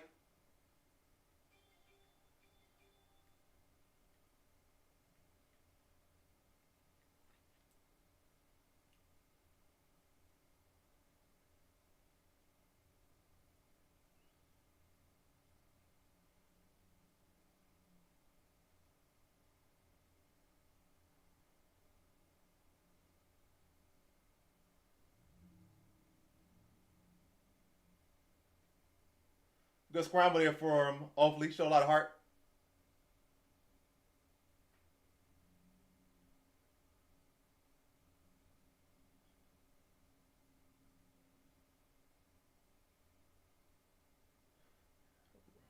Now, Offley's on his back, trying to choke him out. Really trying to go for face frames.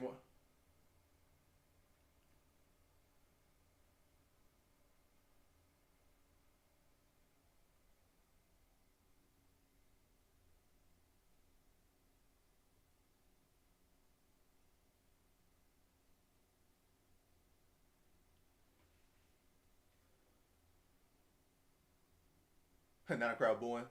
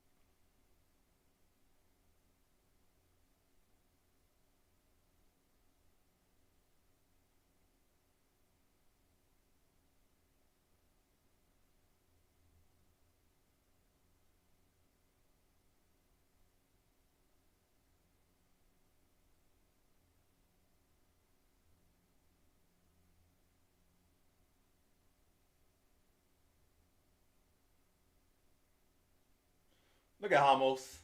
Ramos chokes. He gets tapped out first round. Ramos choke artist.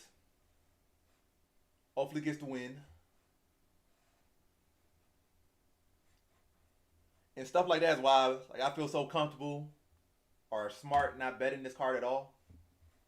That what's his name? Ramos choke like that. I'm so happy I ain't bet on this card. So I'm not even mad at all. Other people like Ramos was my anchor or something. That card.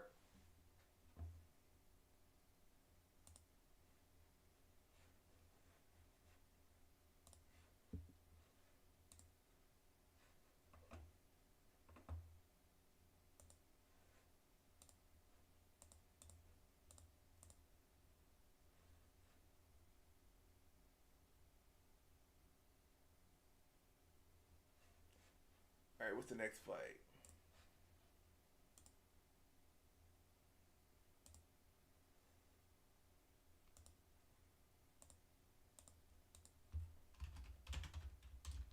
Who wins the next fight? I think it's Pinto versus Denise.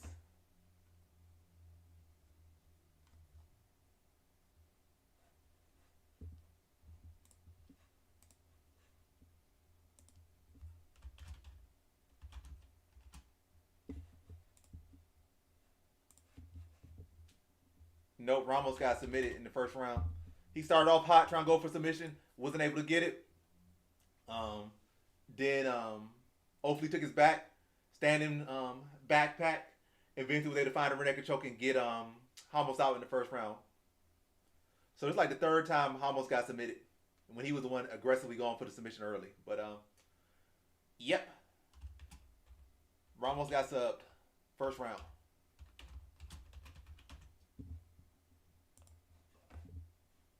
So next poll is up. Here I got Mario Pinto or Jonata Deniz. Let me put it up on Twitch.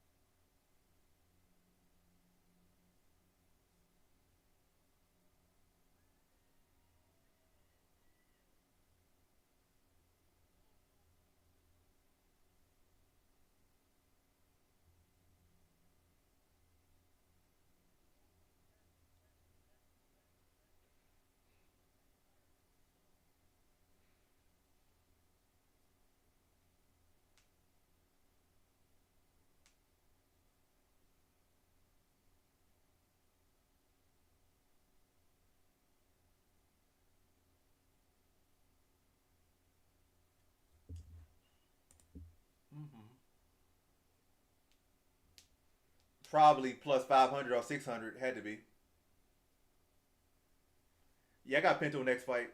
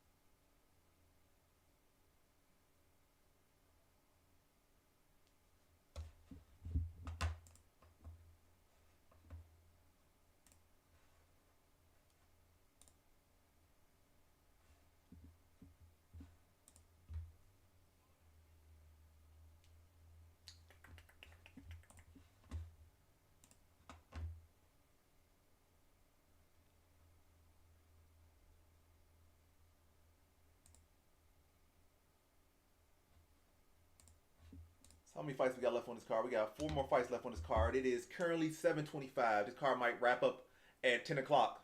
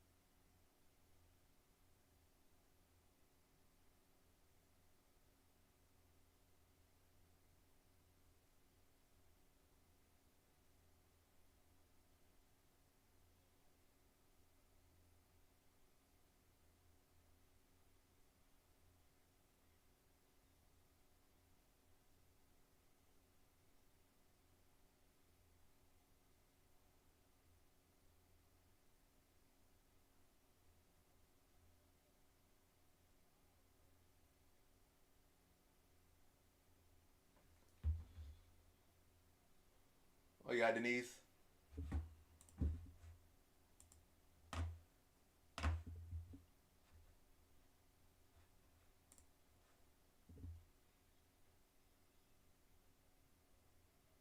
It's been a good card, but you can always go back and watch them. Some of the fights, they weren't very long. Most of them. Most of them were like last three fights ended like in the first round.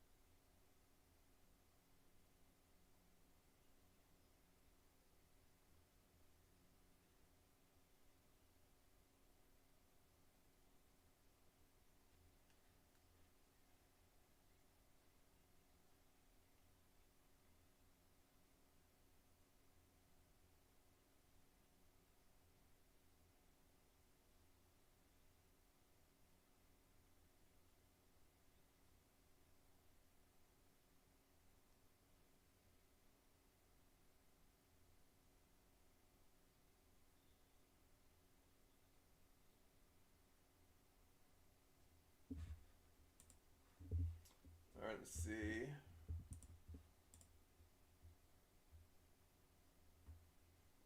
Yeah, he could definitely win around. Also, could see him getting sparked in the first round. So there, you can't feel too safe on some over or some spread. Like you can't feel like, oh, this minus 330 is a good spread, and I'm gonna spread all my money on it. Nah, it's not that fight. Because I could definitely see Figueredo getting sparked in the first round. I could see Figueredo winning in the first round.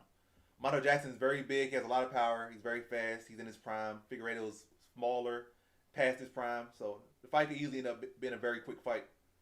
But his skills definitely up to par. He definitely has a huge grappling advantage, I feel. But we'll see how it plays out though. But again, I wouldn't feel particularly safe, unless the matter of fact, unless the odds are real good, and then I could just sprinkle something on there, and I feel comfortable with that with a sprinkle. But it's definitely not no max bet on minus 330 type of vibes, in my opinion.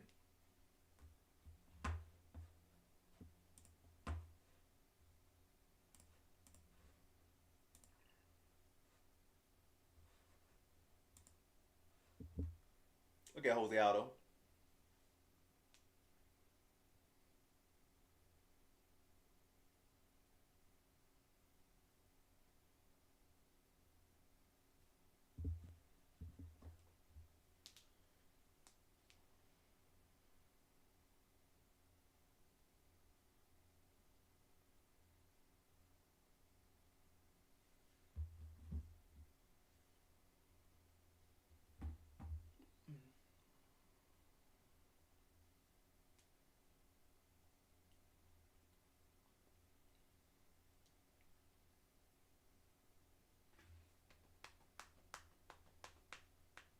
All right, I'll be back. I'll be back.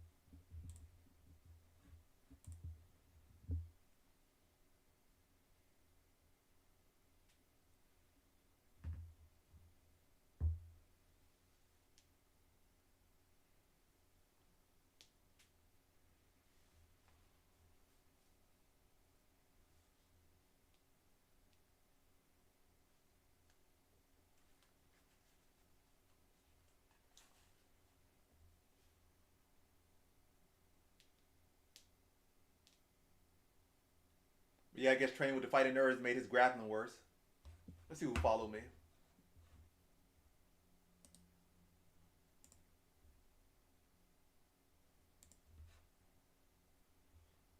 Got a follow from my guy. That's what's up.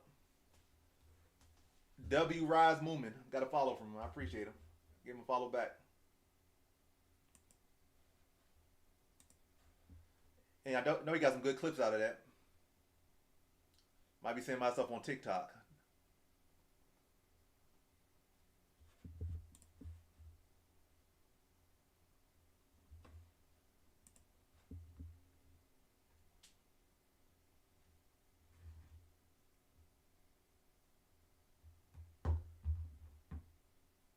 What's so funny, Jill?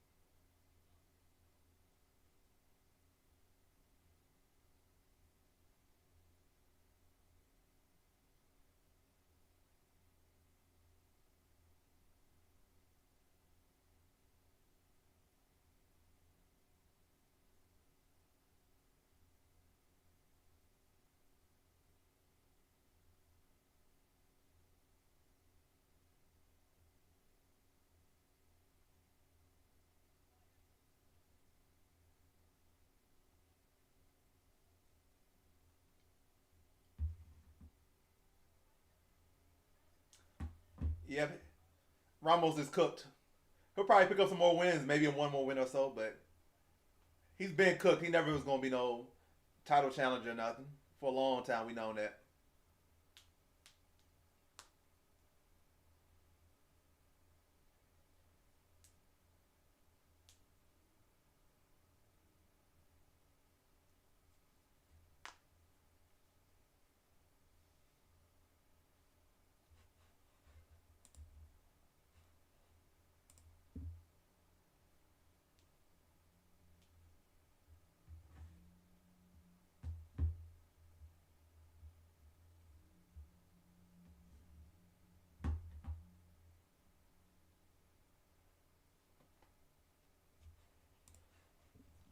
All right, fight about to go down.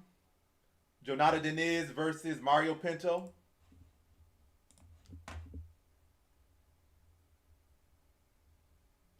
9-1 versus 10-0. Deniz is now the favorite, a small favorite at minus 120.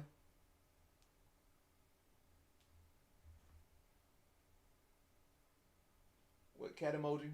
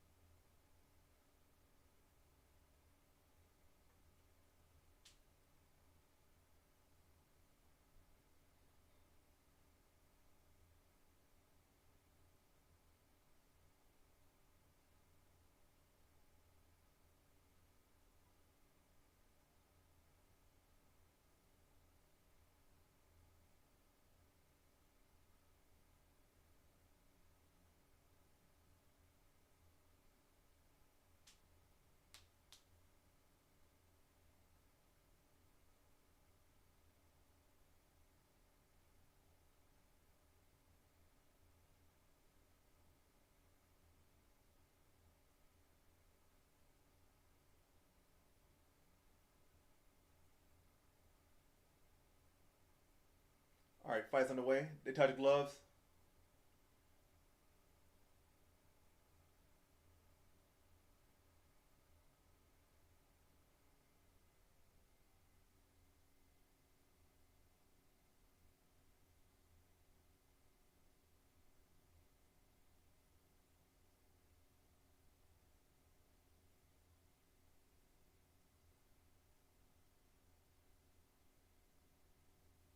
Nice jab for Pinto. Good leg kick, low kick from Pinto.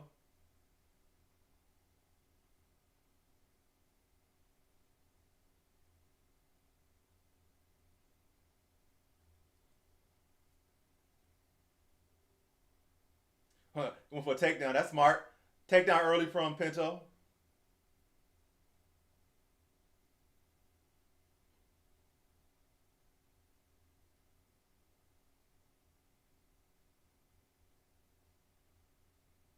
Knees back to his feet, but Pinto still clinching.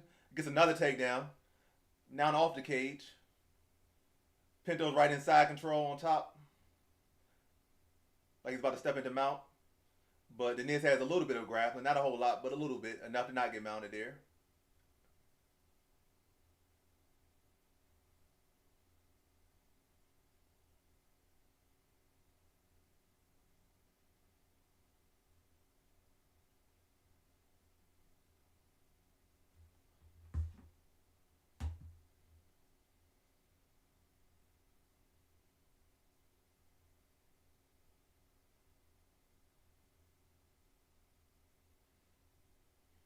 Deniz able to get back to guard.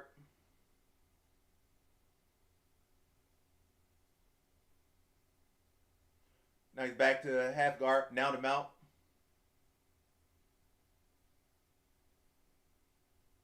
Right back in the mount again.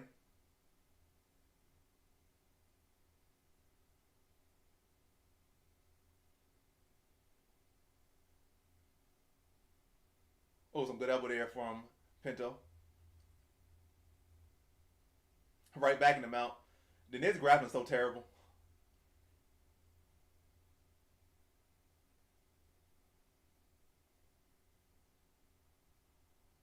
Oh, good elbow there from Pinto.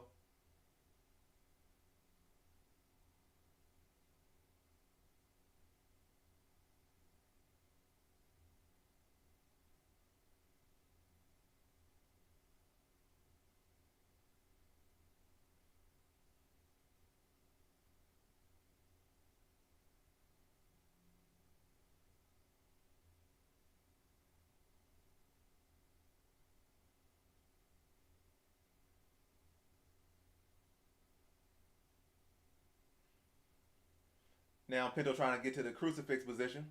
Close to it. Has it here. Drop some elbows here.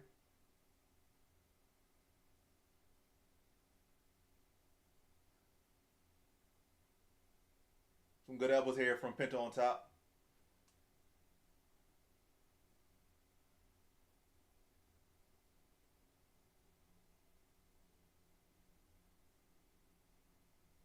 Oh, like got the sub. Oh, no, you don't.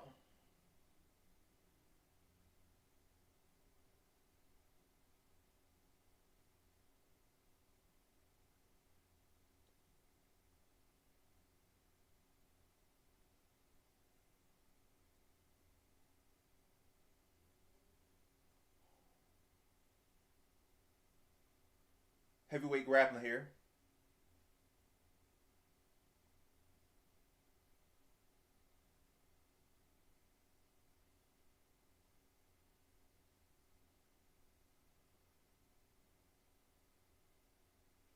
But it's cool to see a heavyweight trying to use some grappling.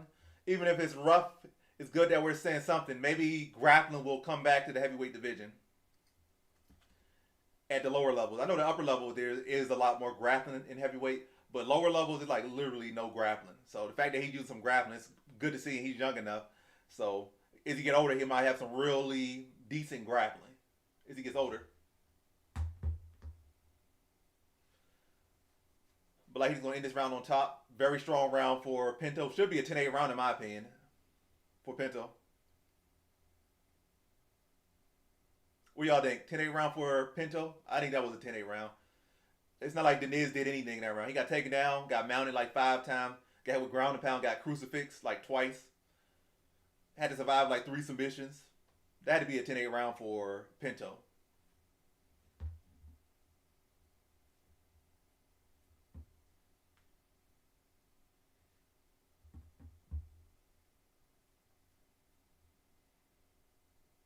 Yeah, he literally did nothing. That got to be a 10-8 for Deniz. I mean, 10-8 for Pinto. Yeah, 10-8 for Pinto.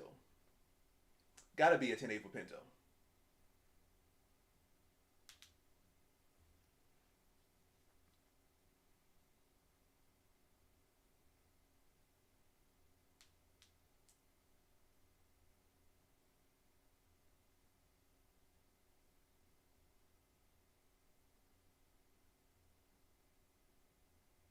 All right, we better go into round number 2 between Pinto and Deniz. Pinto had a very dominant first round, but we head into round number 2. They touch gloves, fights on the way.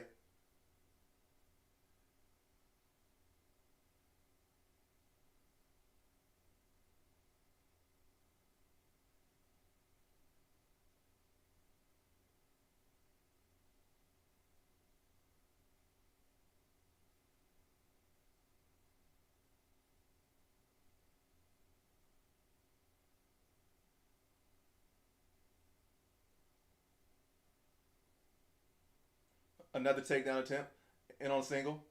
Better defense from Deniz that time, but he's aware of it.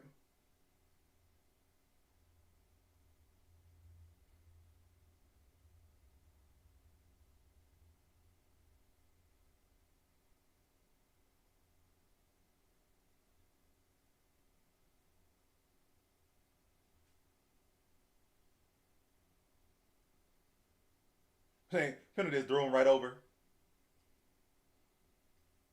right back into half guard. Pinto already has him down early in round number 2.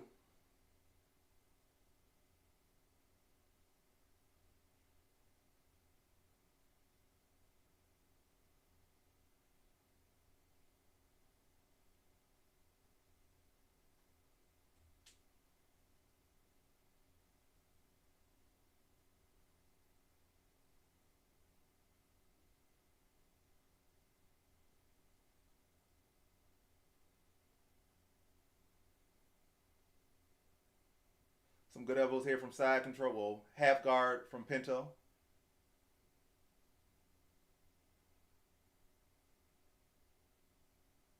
Good shoulder pressure.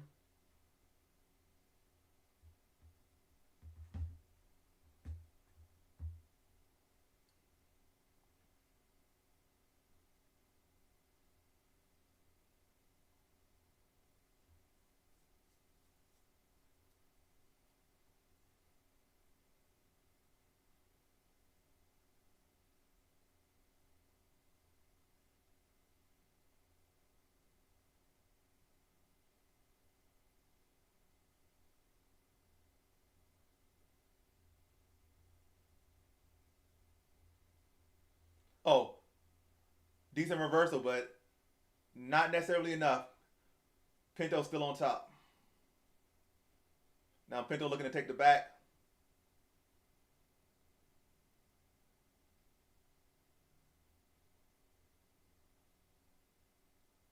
Back in the mount again for Pinto. Dang. Deniz is drooling. He giving his all to survive here. And he's grabbing. Definitely exhausted. Oh, good 12 to 6 elbow there from Pinto. Another 12 to 6 elbow from Pinto.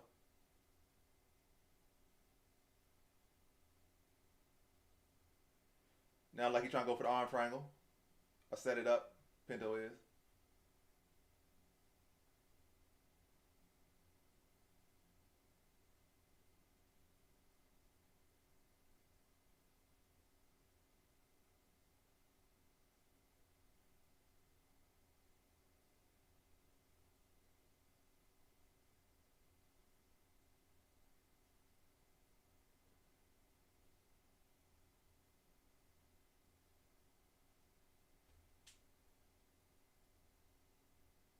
Another good elbow there from Pinto on top.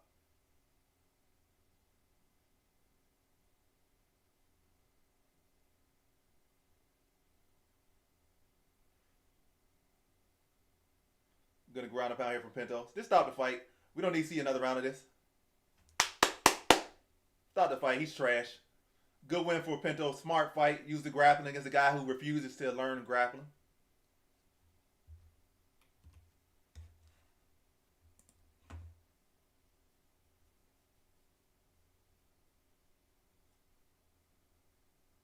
Yep, youth is very important. Youth is very important. And actually trying to round your skills out is very important. It might be heavyweight, but you still gotta have grappling. You can't afford to be in MMA and not have grappling. People might think Pereira got no grappling, but he at least knows how to defend it. If you pick Pinto, you 4-0.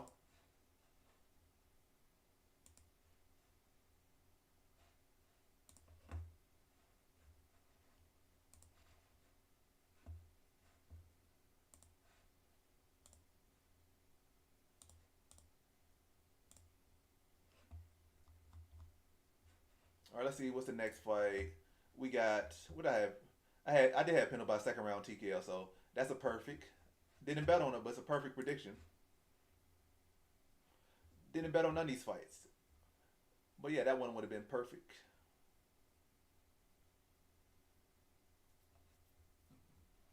Watch that. All of you always want to glitch when I get a perfect pick. Now saying, oh, you only have this. Now I keep refreshing it for to give me my updated score. Let the gas out my chest. Let the gas out my chest. All right, who's the next fight? Luque versus Alvarez. This one's been talked about a lot.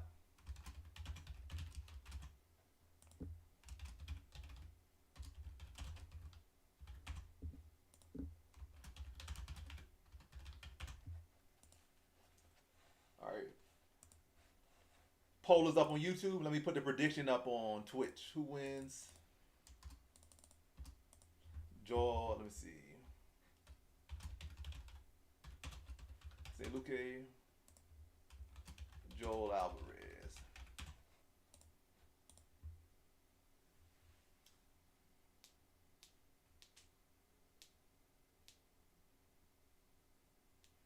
All right, prediction is up on Twitch. Feel free to put your points to whoever you think gonna win. So, Jill, you're putting points on Luque. That's interesting. But not actually a bad choice, to be honest. A lot of people are fading Luque, including me. But Luque has definitely came through as a dog a couple times. And also, Jill, I appreciate the resub. I appreciate that. I don't think they told me in my live chat, but as far as in my activity feed, I see that you resub, so I really appreciate that.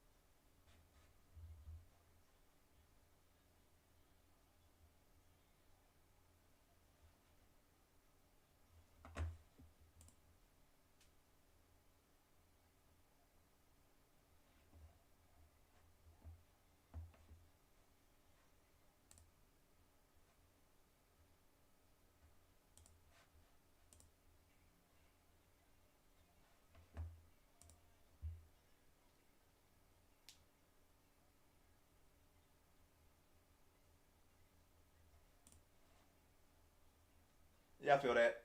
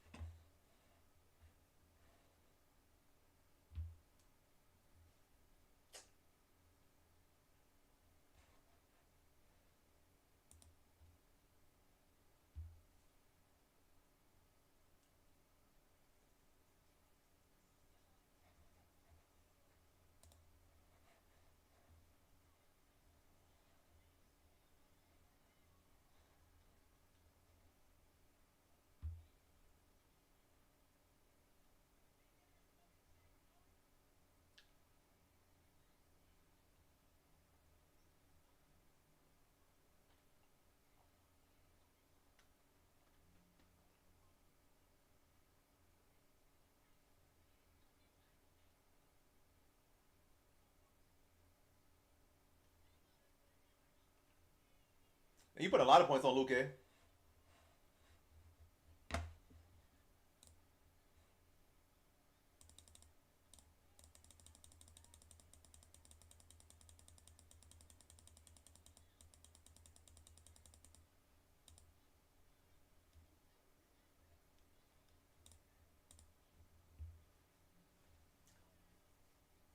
Figure does have a chance. It don't seem like it'll be his time though. I feel like his last two fights show that's not his time. But yeah, he showed in his last couple fights that's not his time, in my opinion. I think his time has passed. He had a good little start to bantamweight. You know, he was a flyweight champion. That was dope. One of the greatest flyweights of all time. But bantamweight, he had that good hot start. But these last two fights, I think, definitely showed that it's not going to be. And I feel like Montel Jackson been waiting a long time for it to be his time, and I don't think he's gonna be willing to give that up to a former champion who has already had his time. Montel Jackson ain't never had his time. He won his time now, and I think Montel Jackson's gonna show it. But we shall see.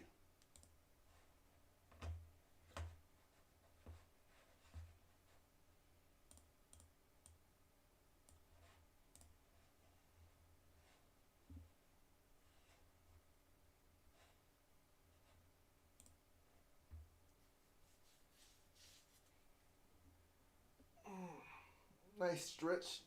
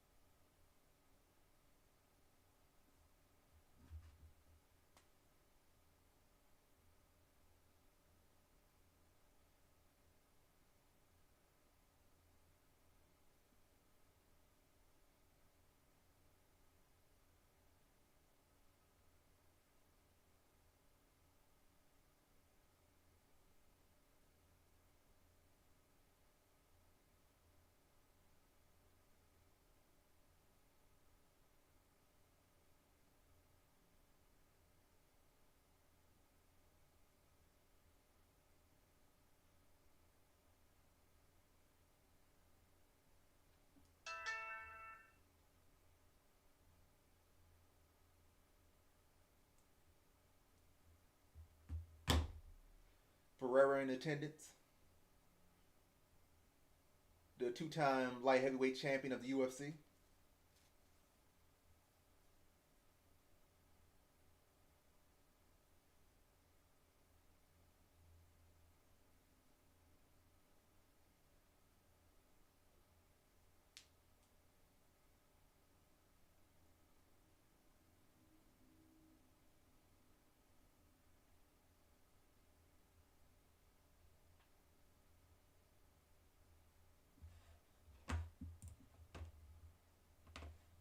But let's see what y'all saying. So YouTube in its stream right now, 67% of the vote is going to Luque. The betting say the otherwise. I say the otherwise, but currently the people in my chat on Twitch and YouTube are saying Luque with the upset here. But we shall see. My prop for this fight is the fight to end by KO. So will a sub happen or will somebody get knocked out? We shall see. Or a decision. But yeah, prediction wise, I got Alvarez. But we shall see. We shall see. Without a doubt, we shall see.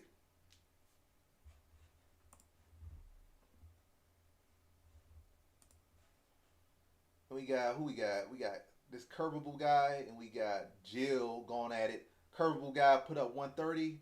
Luke, I mean say Luke. Jill put up 530. Who will win? Who will prevail? Will it be curvable guy or will it be Jill? Will it be Alvarez or will it be Luque?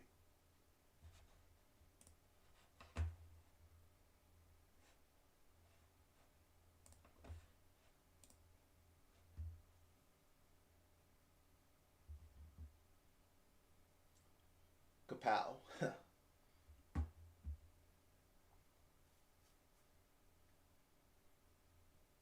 This fight kind of drag. I might give me another slice of pizza. Yeah, I'm gonna give me another slice of pizza. Give myself another pound of weight on me that I gotta work off. I'll be back.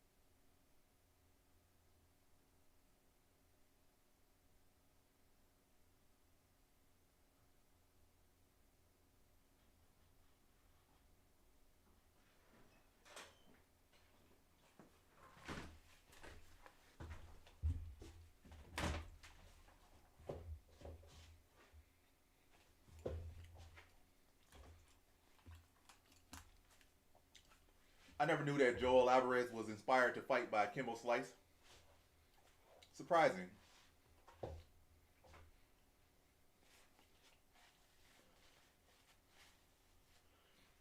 So Kimbo Slice still having relevance even to this day, and he been dead for like 10 years.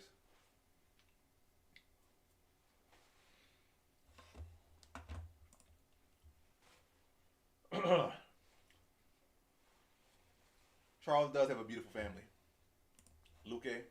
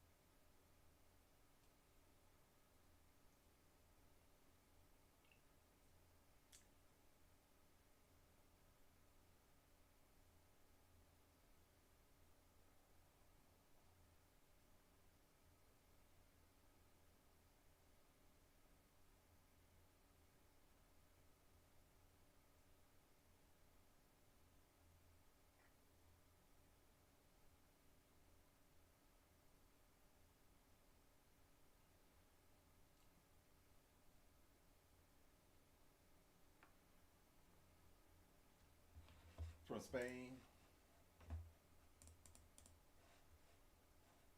All right, fight's about to go down finally.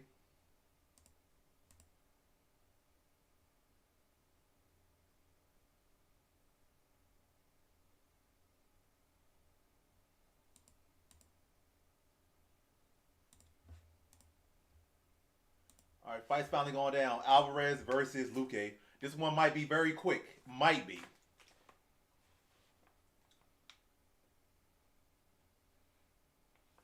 All right, they touch gloves. Fight is on the way. Luque versus Alvarez. Good jab from Alvarez to start. Good popping jab for Alvarez again.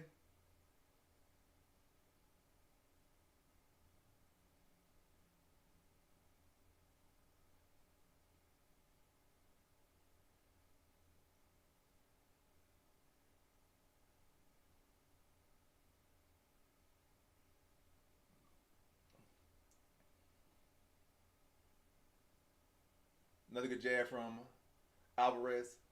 Another jab from Alvarez. Luque never had the best head movement. Good leg kick from Luque. Oh, good 1-2 from Alvarez. Another good jab from Alvarez. Another good jab. Oh, I see what you're trying to do. You don't like that counter. Good leg kick from Luque.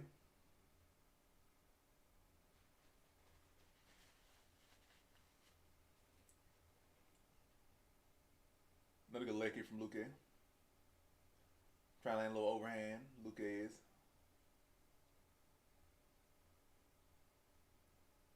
Another good jab from Alvarez.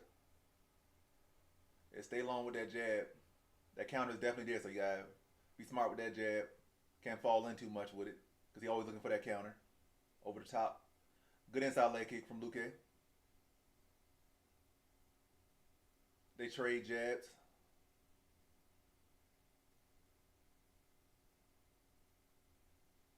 Another good jab from Alvarez.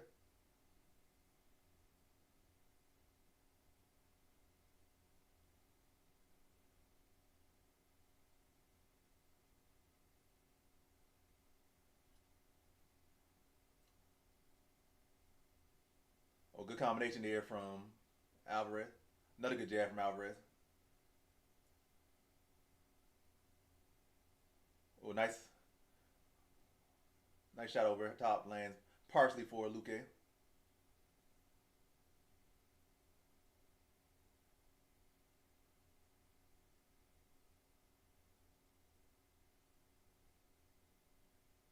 Oh, nice long looping hook for Luque, but Alvarez poked him in the eye. So we get a little brief pause here while Luque recovers or tries to recover from the eye poke.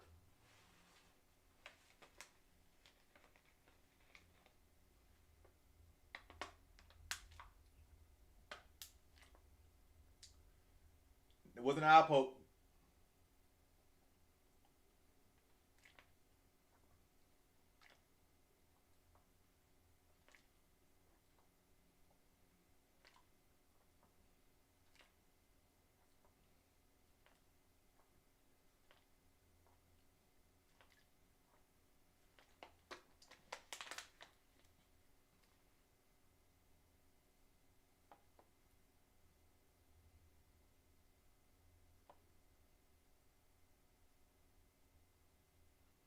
This ref is not experienced.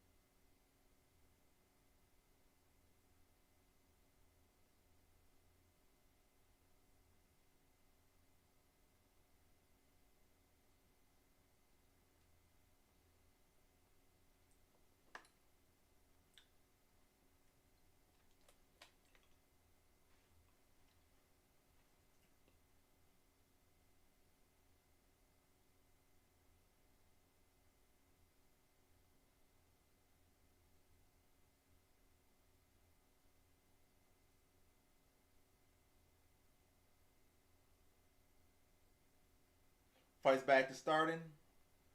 We back to action. Leg kick from Luque, some jabs from Alvarez. Another jab from Alvarez. Another jab from Alvarez. Ooh. Some nice hooks from, lead hooks from Alvarez. Good combination from Alvarez. Another good jab from Alvarez.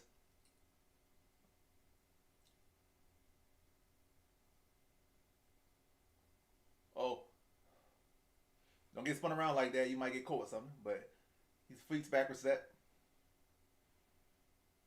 Ooh, overhand lands for Luque. Alvarez got mind his defense and distance. Good front kick from Alvarez.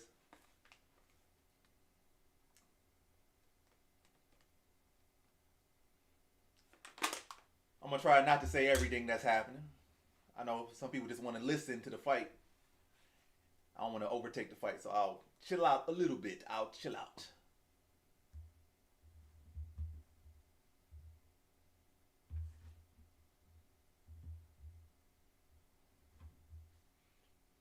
But yeah, that's pretty much the fight. Alvarez trying to work the jab and set up his combinations, and Luque trying to land counters, and he's trying to chop the leg down. Clearly, an Alvarez round right now, but fight still very much wide open.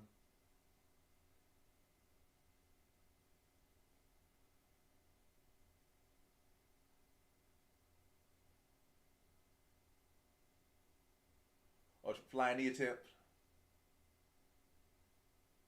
Great combination there from Alvarez.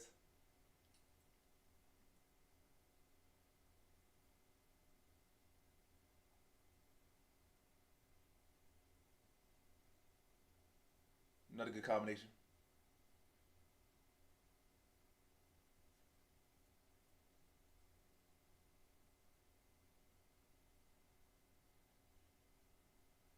Front kick, then a leg kick from Alvarez. First round clearly goes to Alvarez.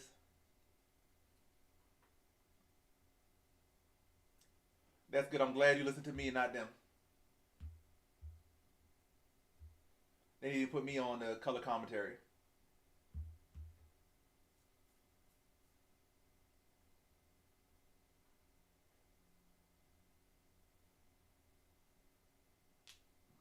But yeah, first round goes to Alvarez. 10-9 Alvarez.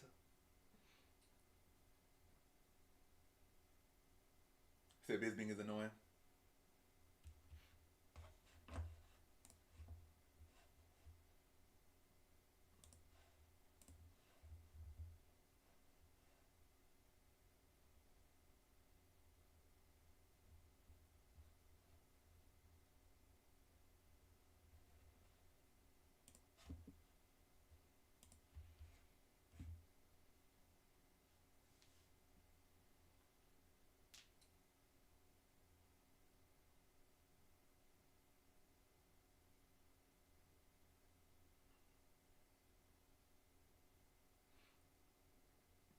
All right, round two going now.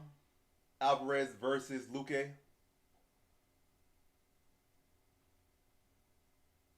Head kick attempt from Luque.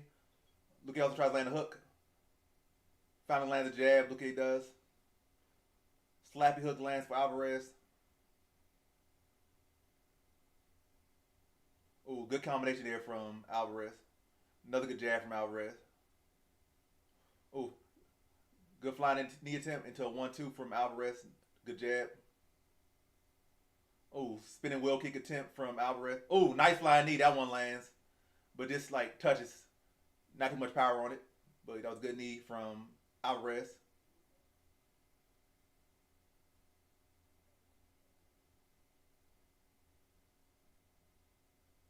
Good leg kick from Luque.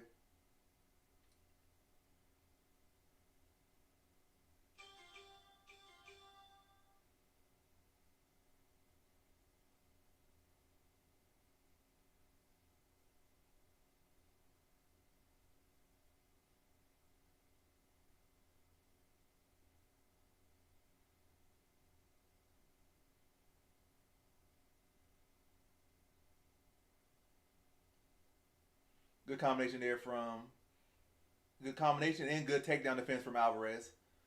Now like Alvarez trying to set up a submission here after defending the takedown.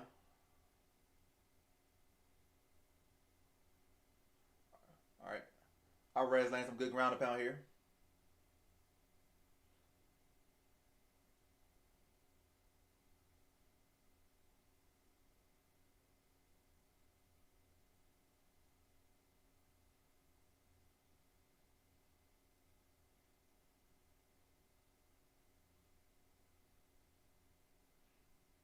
Alvarez trying to take the back now. Not like he might end up in the mount. Nope, still on the back.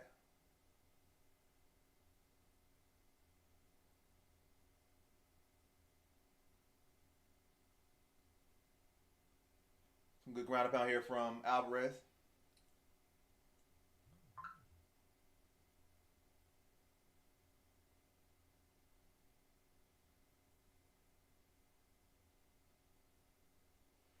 Yeah, Luque, you're not doing nothing here.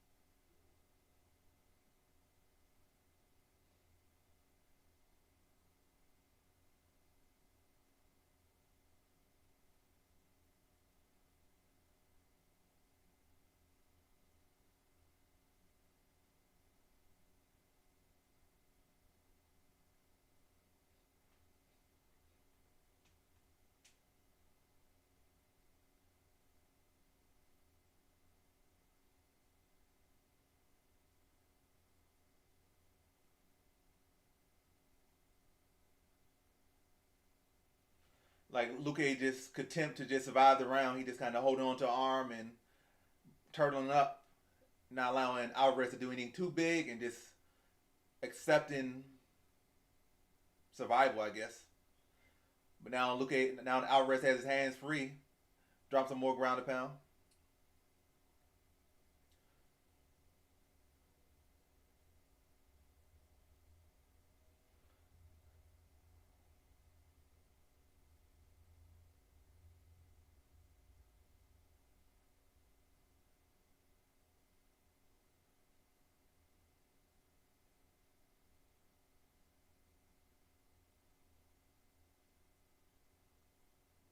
You can really good say this is a 10-8 round here because Luque really ain't do nothing this round, and he been on survival mode, just taking damage the majority of the round. The round's not over yet, but if it ended right now, I would say 10-8 round. If it keeps up like this, I'd say 10-8 round if I was a judge.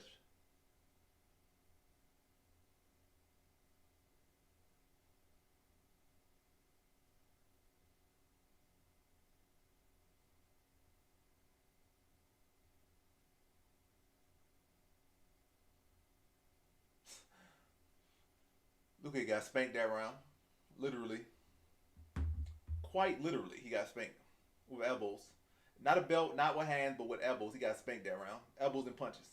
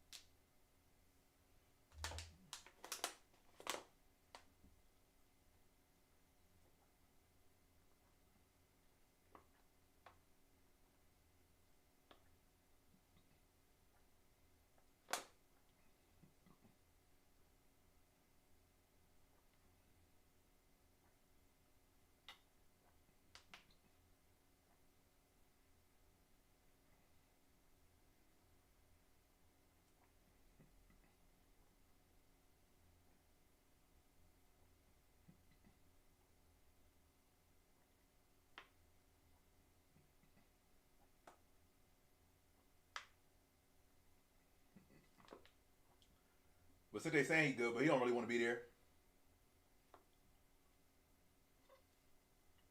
All right, third round going down now.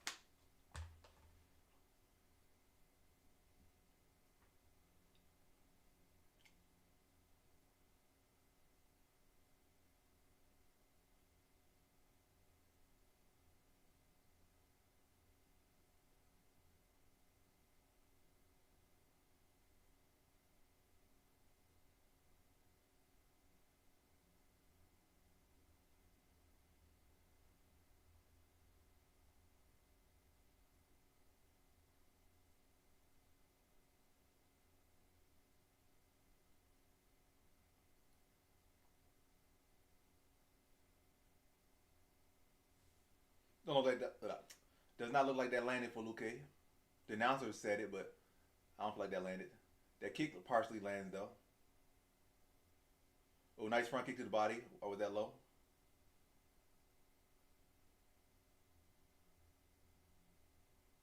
But definitely looks like Luque is content to survive here. He's content with surviving.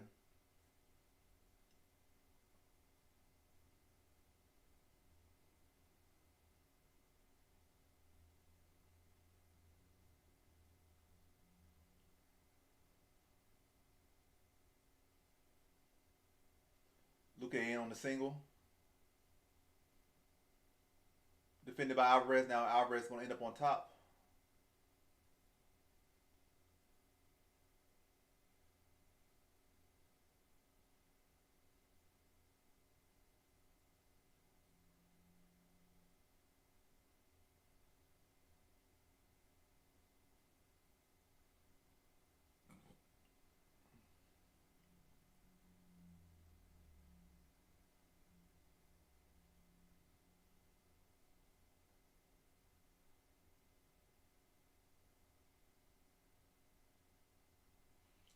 Like Alvarez trying to set up an inverted triangle, but it like don't really work for everybody, or at least at an elite level, don't work for everybody.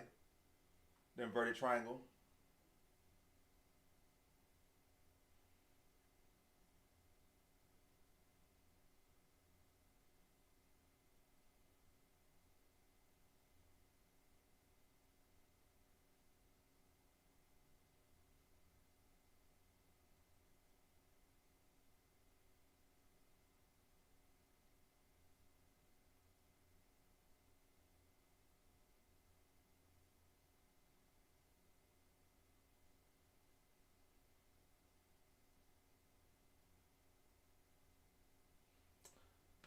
But yeah, like Alvarez is gonna coast here. Got him in a crucifix. Well, not crucifix. Got him in an inverted triangle, and it's really a position where Luque can't do nothing from. And Alvarez not really doing nothing from here. He's not dropping no ground and pound. He's just holding the position out.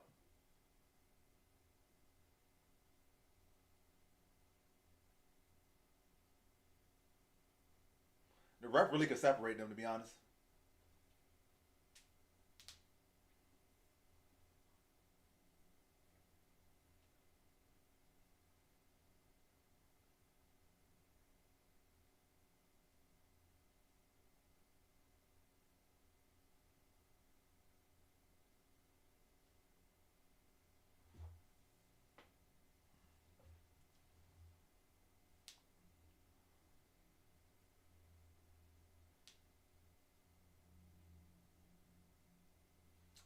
But yeah, this fight is a wrap. Like it's going the distance. Alvarez coasting to a decision here. 20 more seconds of twister going on before the fight's over.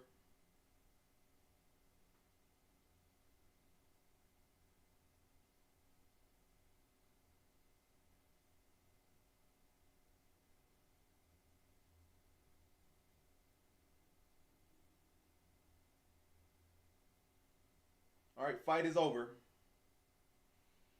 Alvarez by unanimous decision here.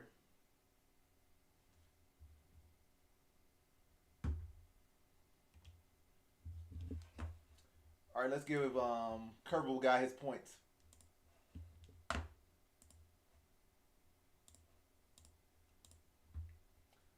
Your first prediction, Curveball guy, you get some points. So glad to have you in here, and glad to have you participating. So we got two more fights left. Yeah, we got Figueiredo versus Jackson, and we got Oliveira versus Gamrot. So just a few more fights left. And I'm currently sitting at 7-3 for the card. Well, I'm about to be 8-3. No, 7-3. 1, 2, 3, 4, 5. 2, 4, 5, 6. About to be at 7-3. So that'd be 10 fights. I got 2 left. That'd make it 12.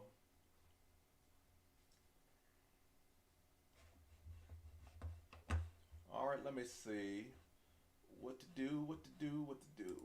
All right, let me see. Put the prediction up.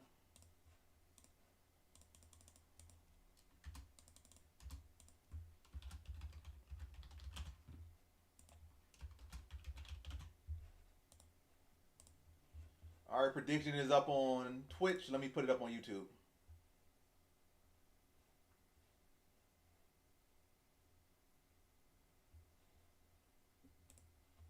It had his nuts all on the back of his head.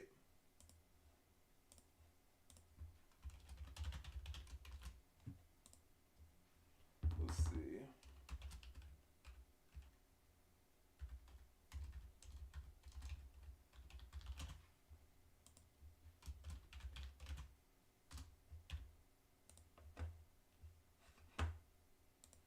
All right, prediction and polls up. So, let it be known who y'all picking and whatnot. If you want to, you can say your why in the comment section. I don't know why I can't say comment. Us know the why in the comment section if you want.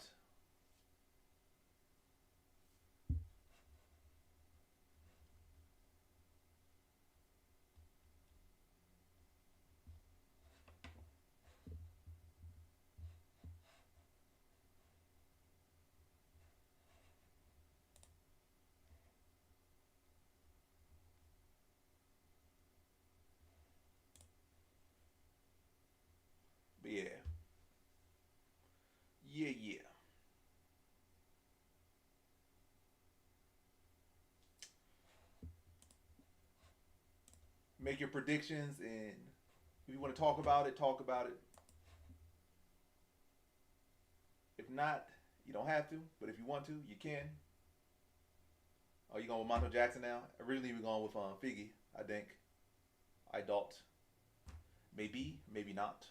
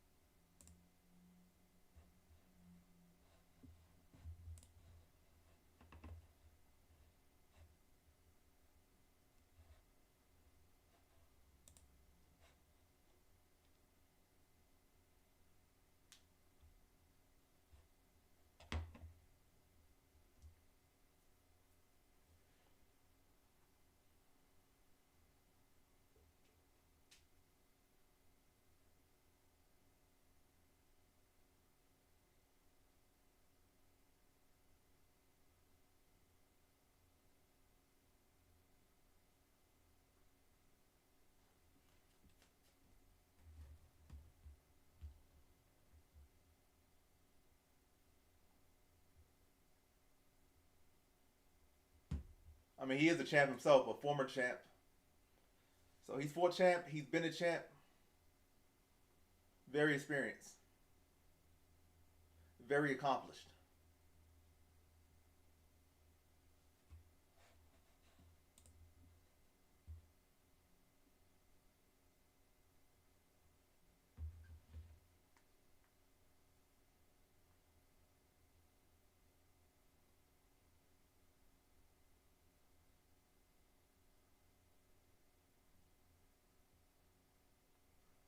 Let's see. What's the next card? Is it a pay per view? Is it a pay per view? It is not. It's not Duplessis. It's the Ritter versus Allen.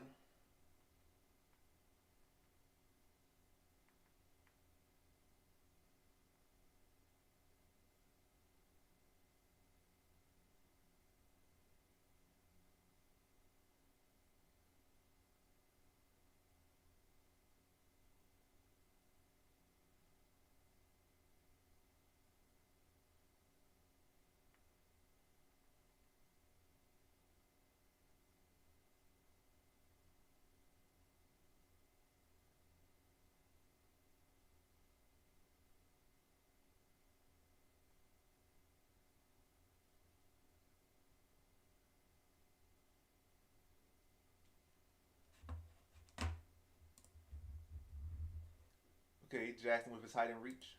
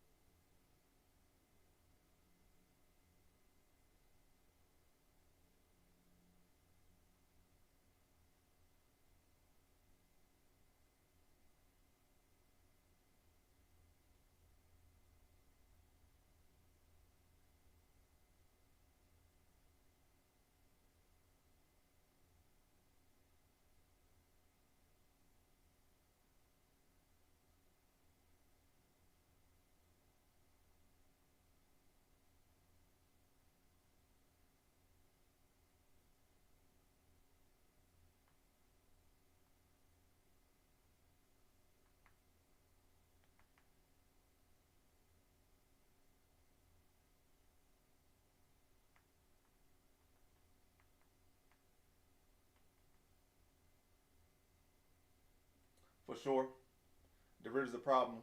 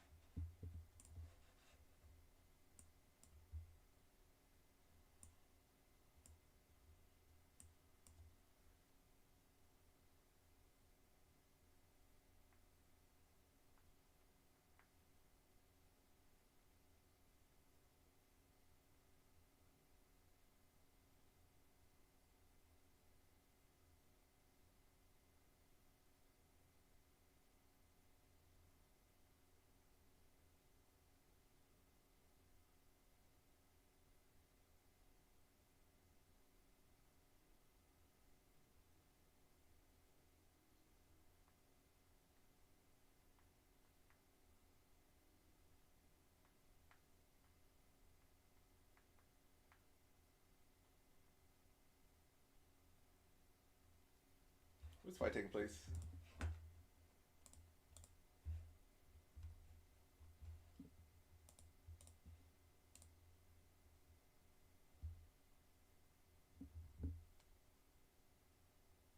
UFC Vancouver.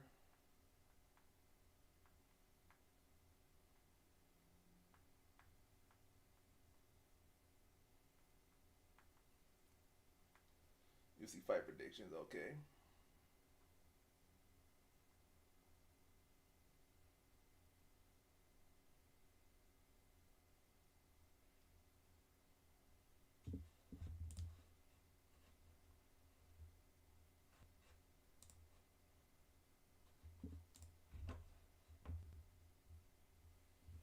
I mean, Figueroa. I said Figueroa. Who's Figueroa? A boxer. But yeah, Figueroa definitely has a shot here. Definitely, without doubt, has a shot here. So he has a chance. I give him about like a 30 to 40% chance. And I say the main way would be through grappling. Is that has been an area that has been exploited against Jackson in all of his losses.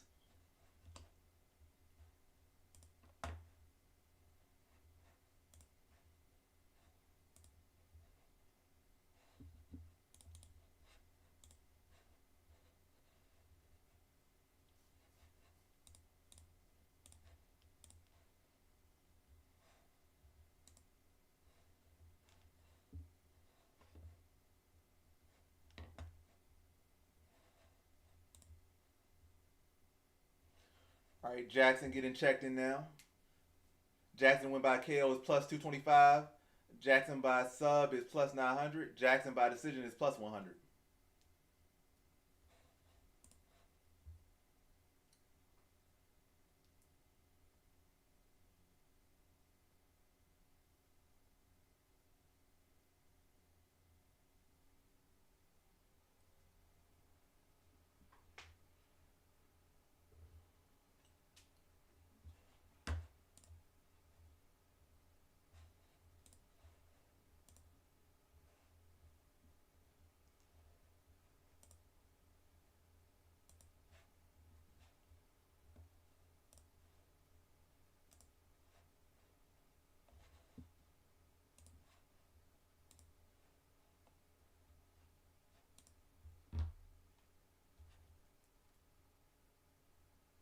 He definitely can't do nothing with Marab.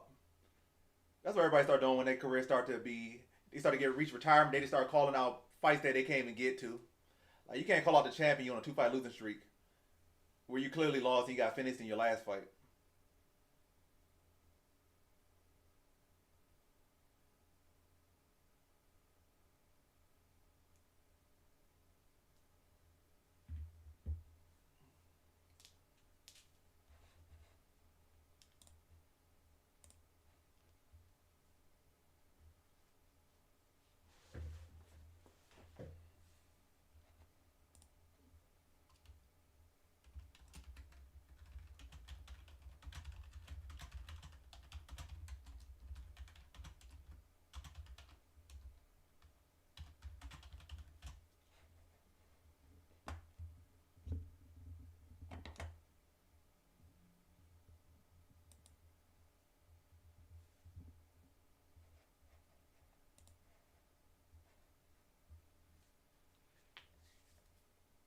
Yeah, Figgy definitely not getting that shot.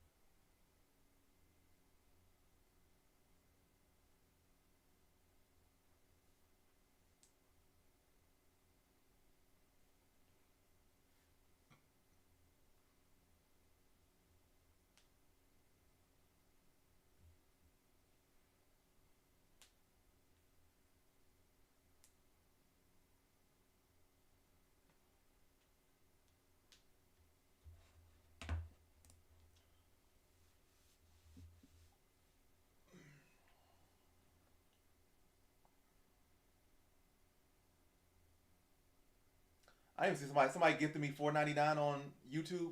When they do that? Oh, Brandon just did.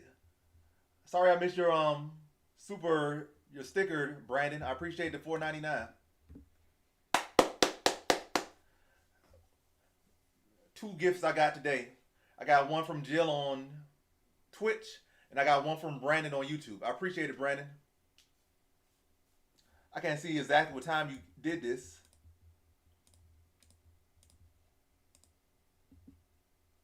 but I appreciate you, Brandon, if you're still in here.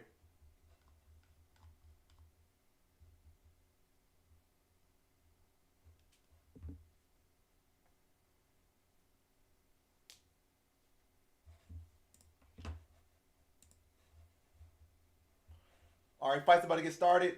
Co-main event: Figueiredo versus Jackson. Will Jackson rise to the occasion finally, or will he choke once again? Does Figueiredo still got something left in the tank? He's calling out Marab, but does he really even deserve to even mention Marab at this point in his career? We'll see. Dave Chuck Loves fights underway. Inside leg kick from Rob start. Jackson trying to land some the big. They end up in the clinch. Jackson trying to land some knees. They disengage. Figueiredo look kind of fat in the face.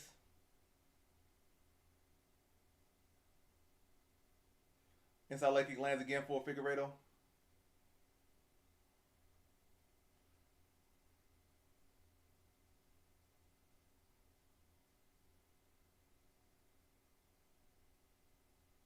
Ooh, 1-2. Well, the one don't really land, but the two does land for Jackson just a little bit on Figueiredo. Body kick lands for Figueiredo.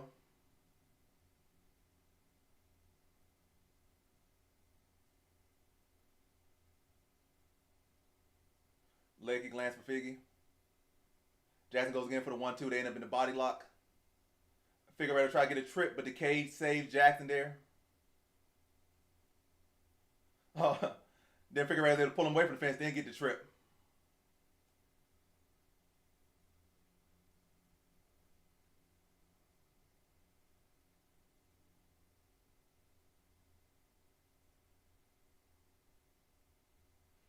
Jackson gets back to his closed guard.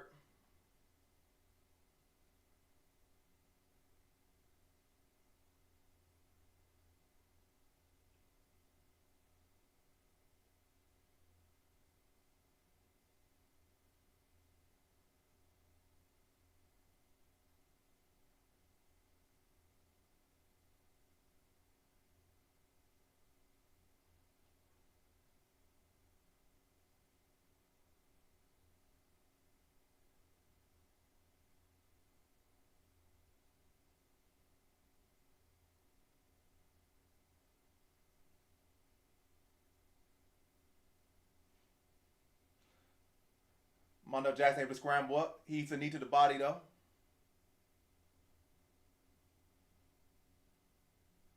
All right, they disengage. They got some space now. Mondo Jackson got to work on not falling in with his punches. That gives up the space that he has.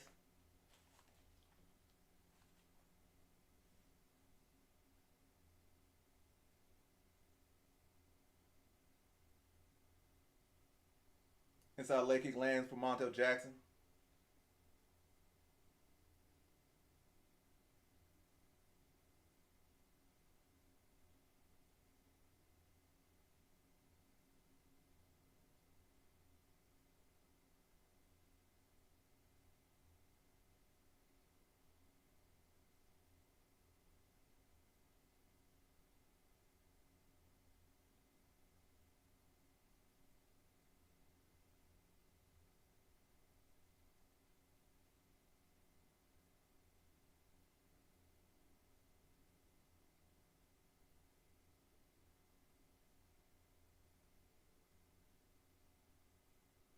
Light little jab lands for Jackson.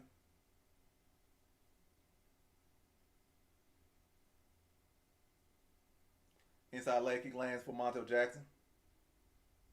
Inside leg kick lands. Well, yeah, inside leg kick lands for Figgy.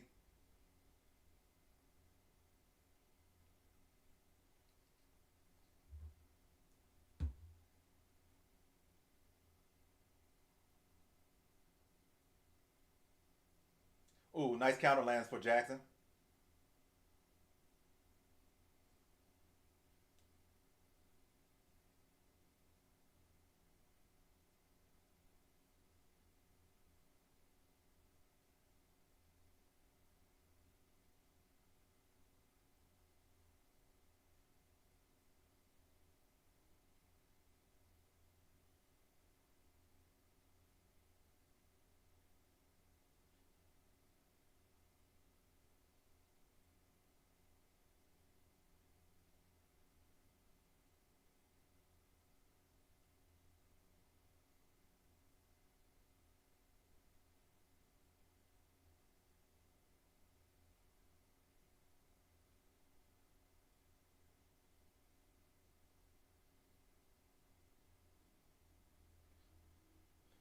Nice little hook lands for Figueredo.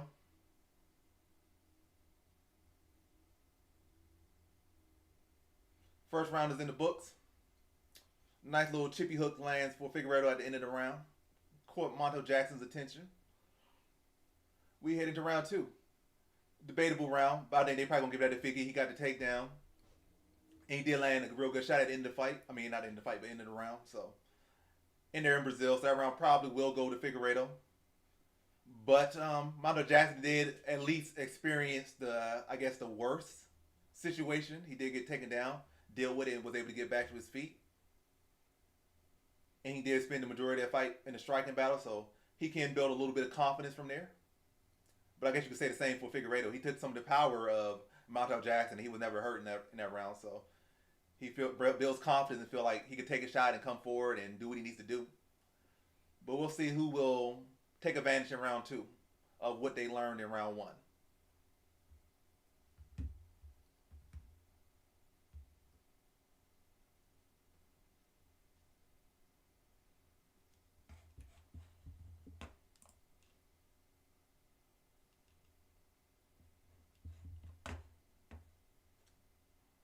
Yeah, Monte by knockout or something, but like this fight might end up being a decision. Yeah, it feels like this fight might be decision vibes. Either way, Figueredo gets a takedown early in round two. He's already on side control. Now he's in mount.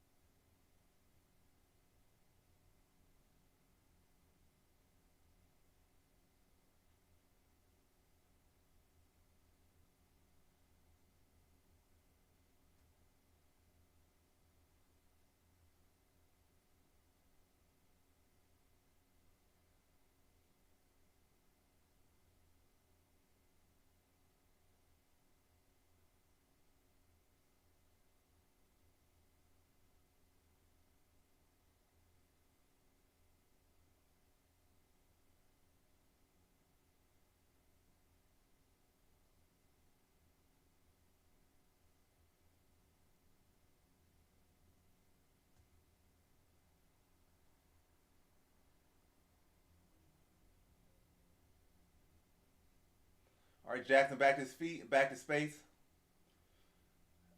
Montel Jackson got those shots a little bit lower.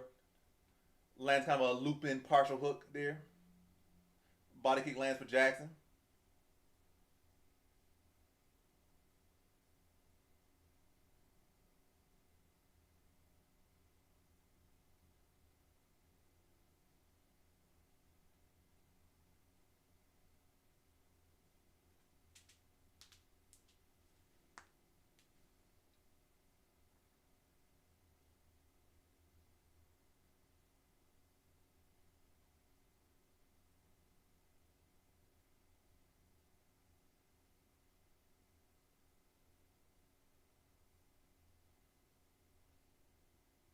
Inside leg kick lands for Figueredo.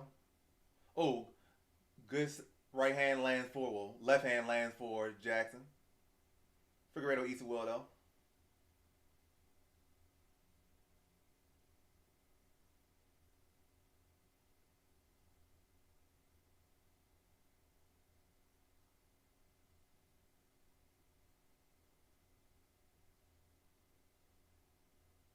Leg kick lands for Jackson. Hook lands for Jackson. Lead hook.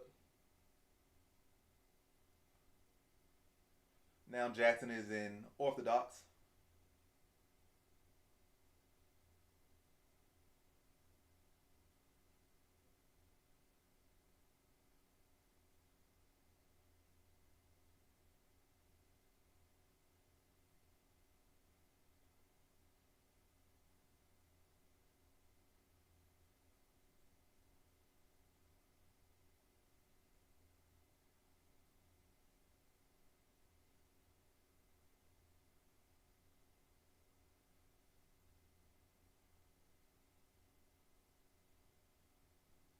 Good inside leg kick for Jackson.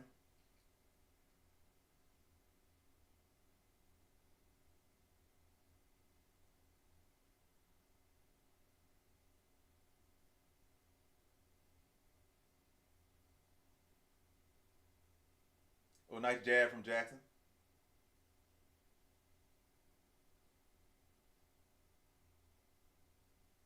Good leg kick for Jackson.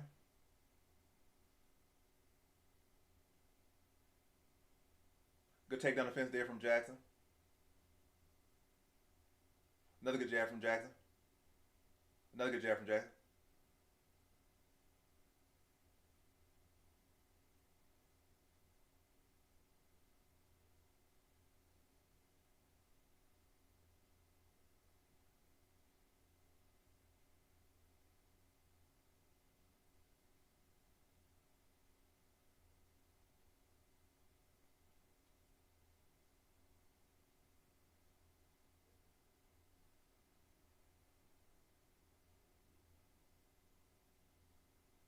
Oh, good combination there from Jackson.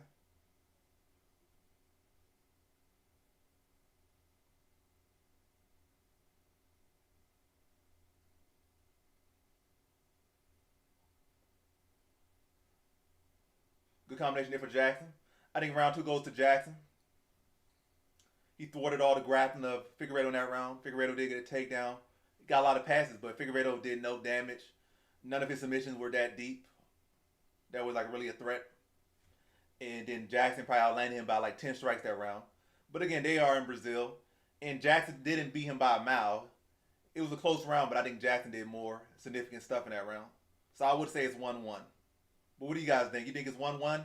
You think it's 2-0 either way? I feel like it's 1-1.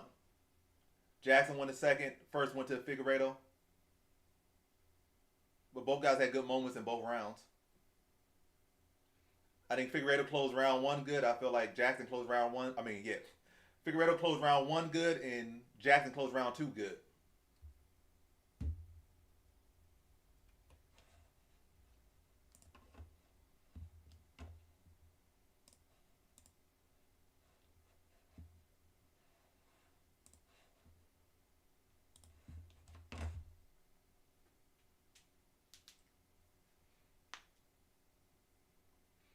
All right, third round.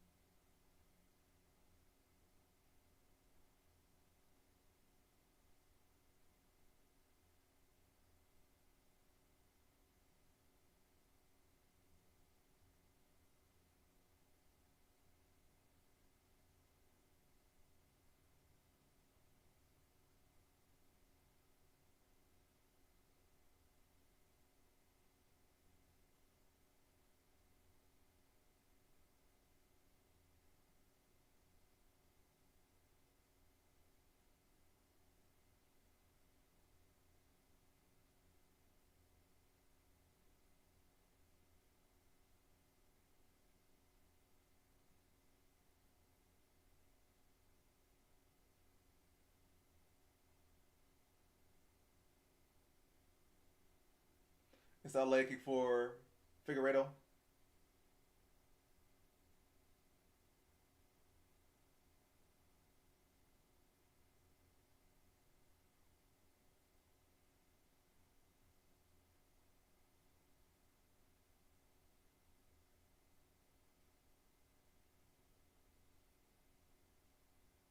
Good body kick for Figueredo.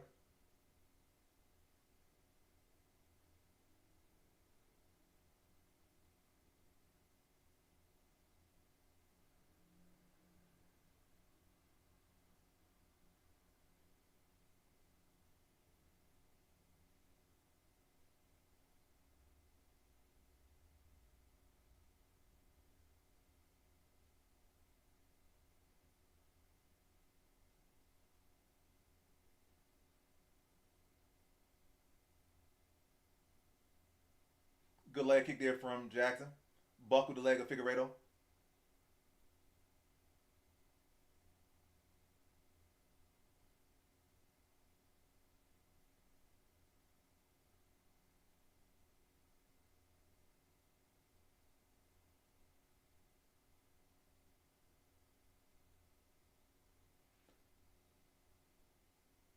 Good jab from Jackson.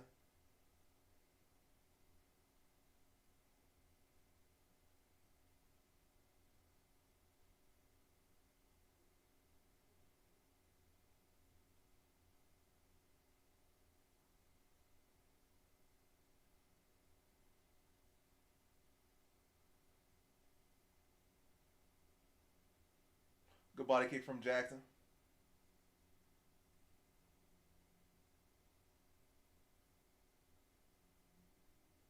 Another good leg kick from Monto Jackson.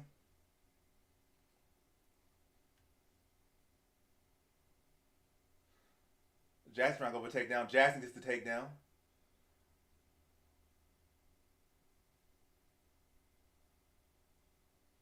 Good takedown for Jackson. Didn't do nothing with it, but in a round, not a whole lot happening. That's good for him because nothing else hasn't really happened this round. I feel like Jackson landed better shots this round, but Figueredo landed more.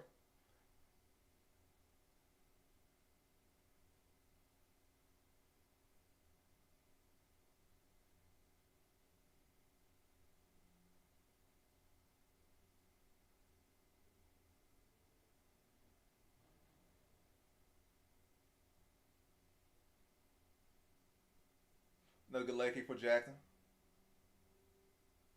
Figueredo responds with a leg kick of his own.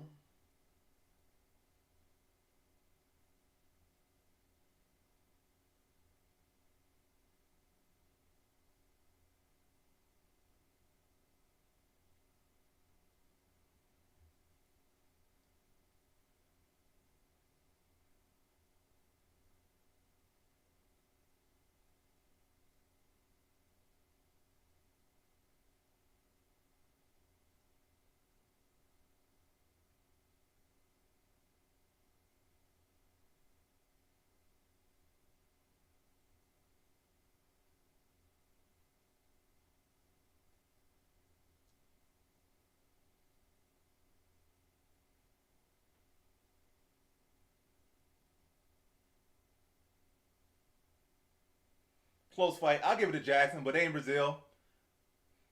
No man can say this was a robbery either way. It's just gonna be one of those fights. No guy can say this is a robbery. If it goes to Jackson, it's not a robbery. It goes to Figueredo, it's not a robbery.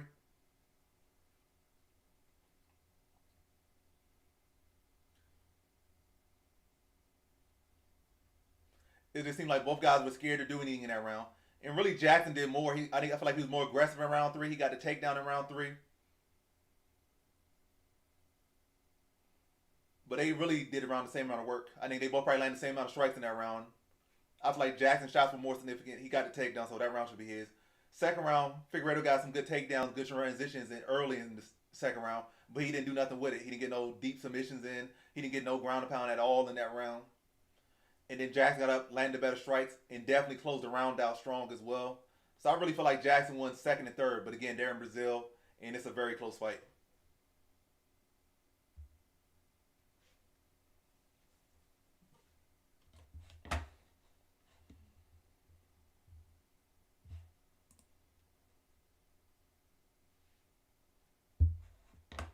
Get that 3.5 cash for you at the very least.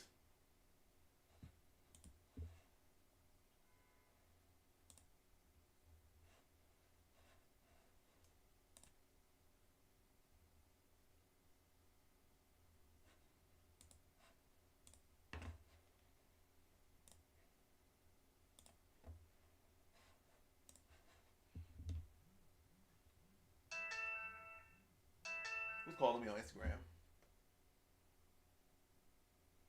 2928 Jackson. 2928 for Figueredo. By split decision.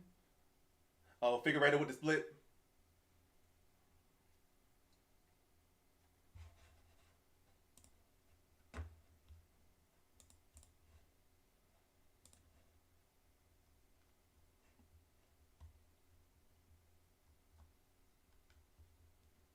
So now I'm 7-4 for this card.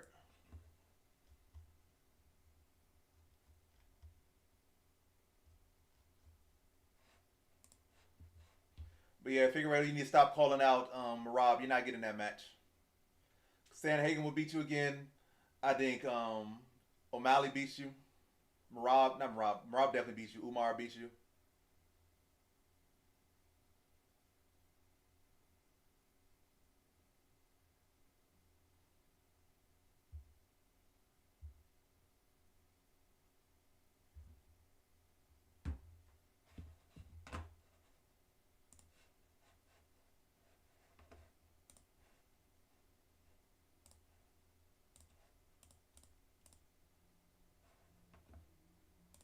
All right, final fight of the night. Let me put that up.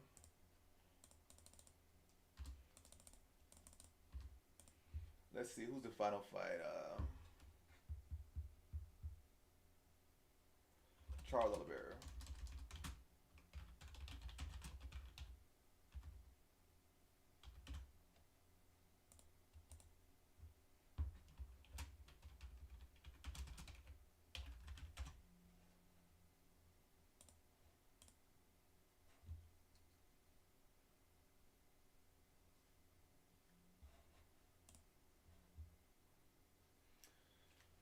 All right, final prediction is up on Twitch. Let me put it up on YouTube.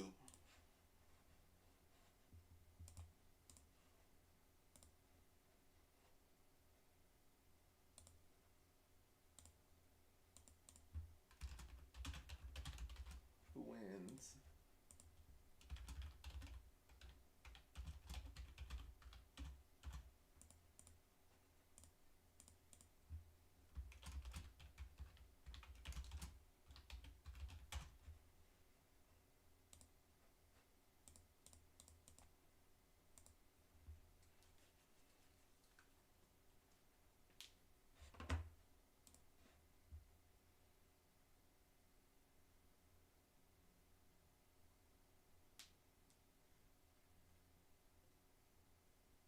I fight Jose Aldo. Jose Aldo, I'm retired. Why would I come in here? I'm retired, man. Stop calling me out.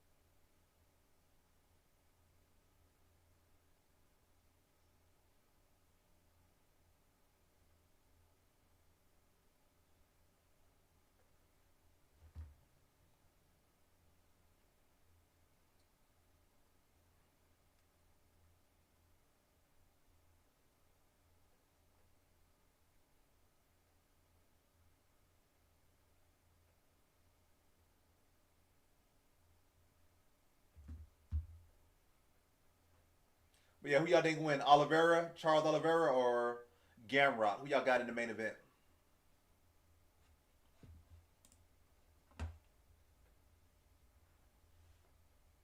Rooting for Charles. I respect that.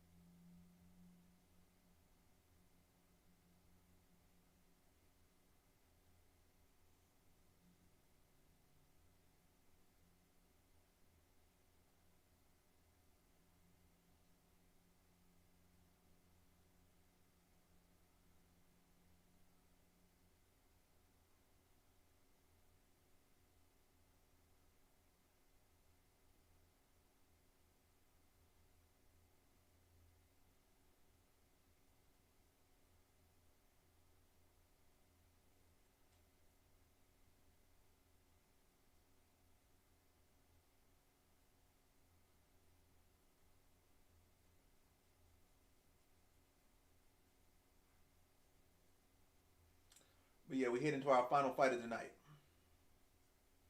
And I already put my predictions up for the next week's card. So next week predictions are already up.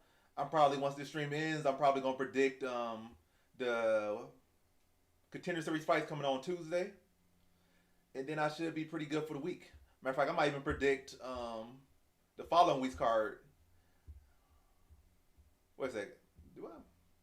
When I'm gonna be in Japan, I'm not gonna be in Japan, but I should predict it so I'm not dropping predictions like on Friday for that card. So I might drop those early too. Predictions for not the following, not this coming next Saturday, but next Saturday as well. Probably try to drop those maybe Thursday or something. Or something. Something. I'll figure it out. But I gotta be prepared.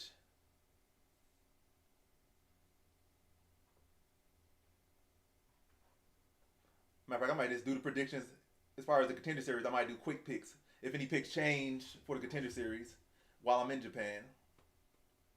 Because again, I can account if somebody gets injured, sick, test positive, and try and predict fights that far ahead. Stuff gonna happen. But I'll see. I'll take it as it comes.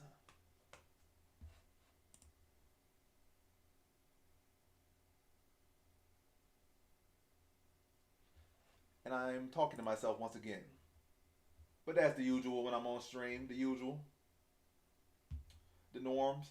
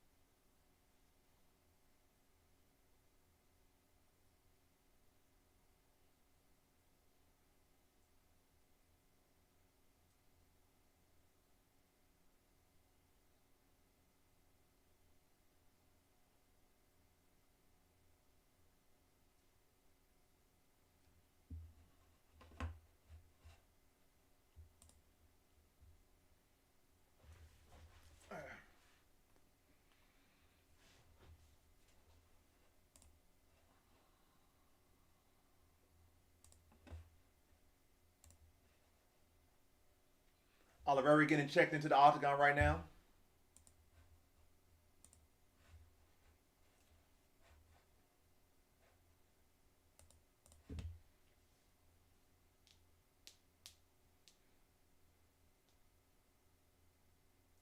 So Oliveira said he's locked in. He had a special camp or a special week We shall see. And somebody did come up with an interesting statistic. Um, all of Duporia's law, I mean not his losses, his wins. The people he knocked out had won in their following fight. Like Walk has won after getting knocked out. Who else won after getting knocked out?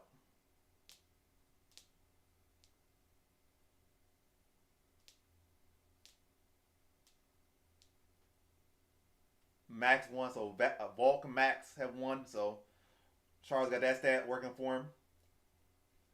The lightweight has been struggling to have new title challengers, so that's another thing for many years. So people that have fought for titles have stuck around and fought for more titles.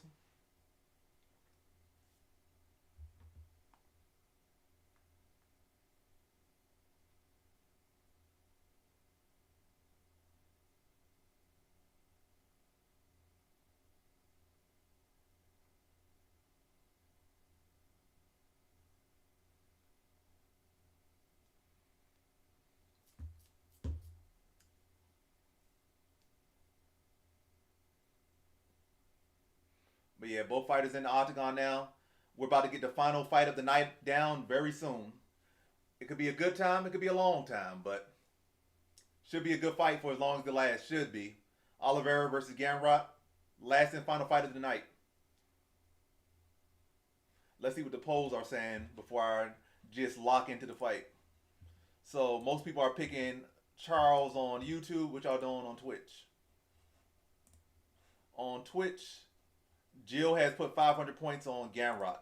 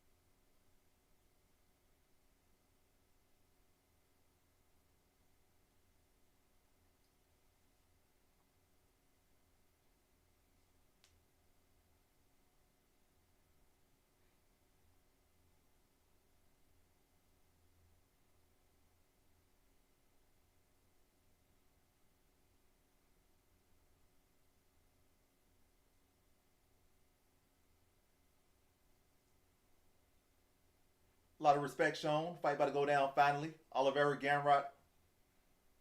Only seconds away from the fight starting now. Only seconds. Milliseconds now.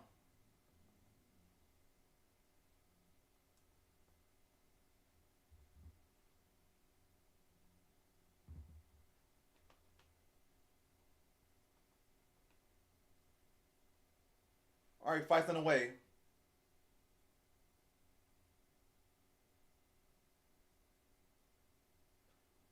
Both of them testing the range, filling each other out with filler out shots. With filler shots.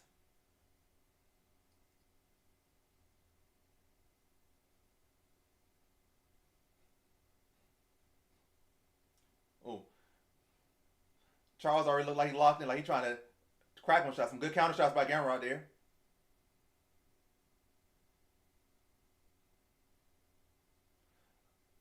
Gamrot attacks a single. Charles trying to attack a guillotine here.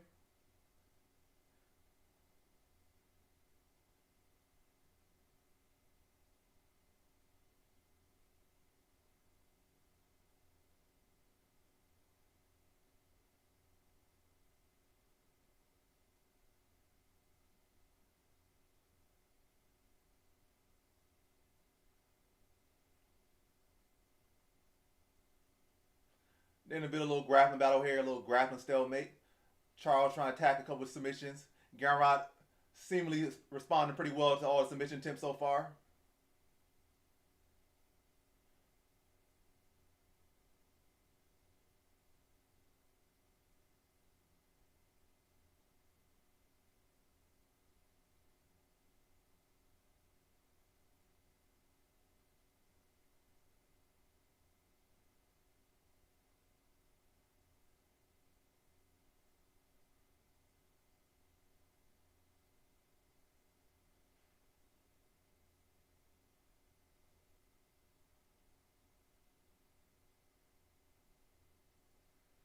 Gamrot seems content to battle Charles Oliveira on the ground.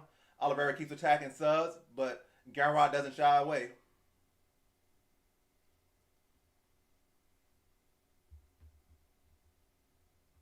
Of course, they gotta love Charles in Brazil. He's accomplished a lot of things for them. Now, like Gamrot might end up on bottom. Now Gamrot trying to attack a leg. Now Gamrot ends up on bottom. Charles trying to take his back here.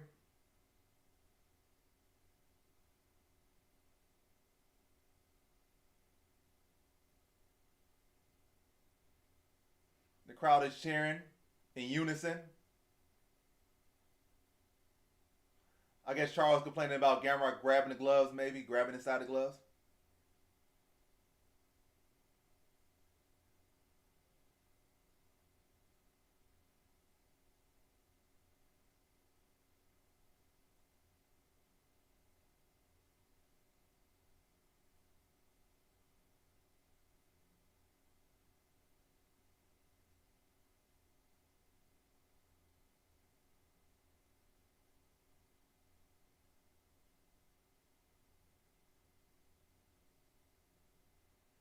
Charles trying to set up a rear naked choke, but don't really like it. Got the arm in and everything. He don't really got no grip on it, so nothing really there. Maybe a shoulder stretch attempt or something.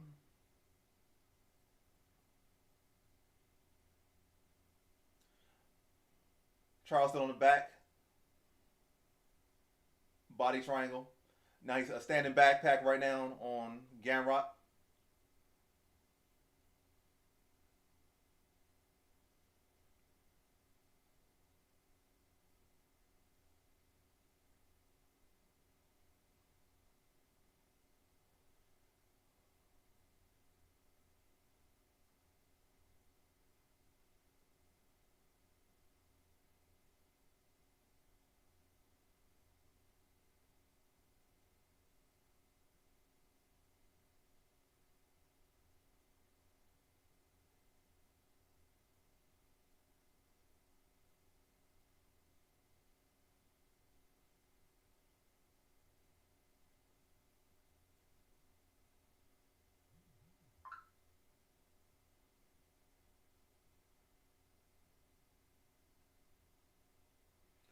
But a good strong first round for Oliveira here. Only 20 seconds left in the round. Probably gonna, no finish having it here in this final 15 seconds of round one. But Oliveira will win round one. So good start for him. 4 more rounds after this. Let's see how each fighter navigates these remaining rounds, or the majority of the fight, I should say, if it does go that long.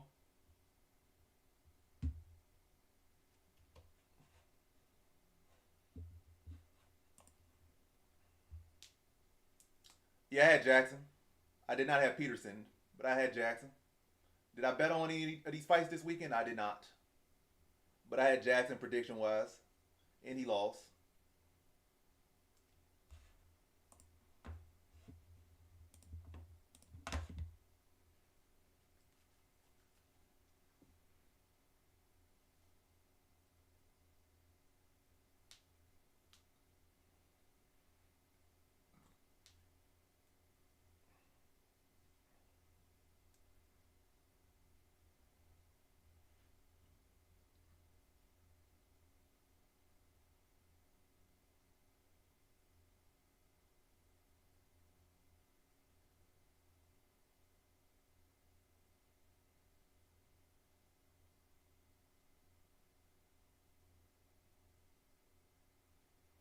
All right, second round starting now. They touch gloves, sign of respect. Round two is going down now between Gamrot and Oliveira. Oliveira took round one. Good combination there for Gamrot. Not a whole lot of power behind it though. Only one shot really landed, and even that kind of partially. Another partial land for Gamrot.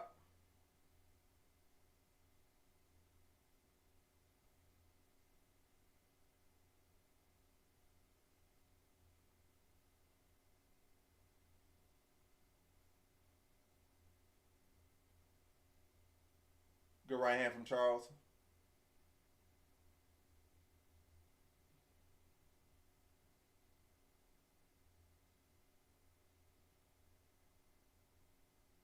Good jab from Gamrot.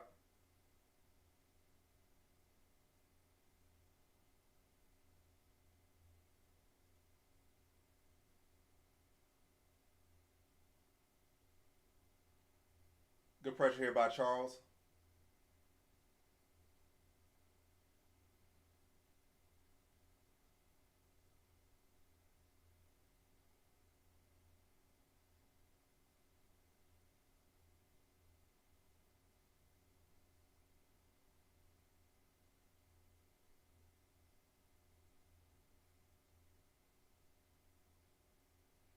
Yeah, Charles is giving him all pressure here right now.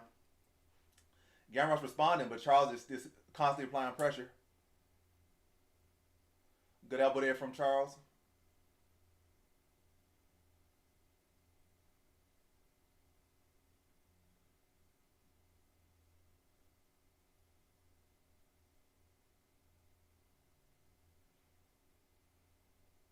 Now Charles is on takedown.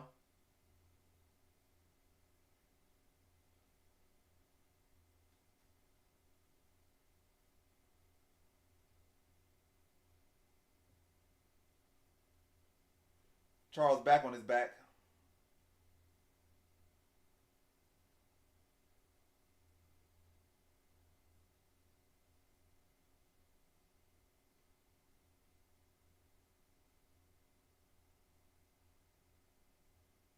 Charles trying to attack that rear naked choke again. More of a face crank right now.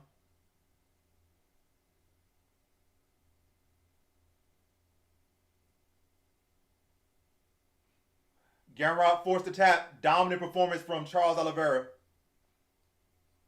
The champ has a name. It's not Charles Oliveira, but a great performance from Charles Oliveira. He gets the second round sub via rear naked choke. Definitely levels to this game. Probably very quick to earning another title shot if it's there. Not going to win that fight, but he puts himself in good position to get another title shot. Probably needs like one more win or just the perfect opportunity. But a beautiful performance from Charles Oliveira.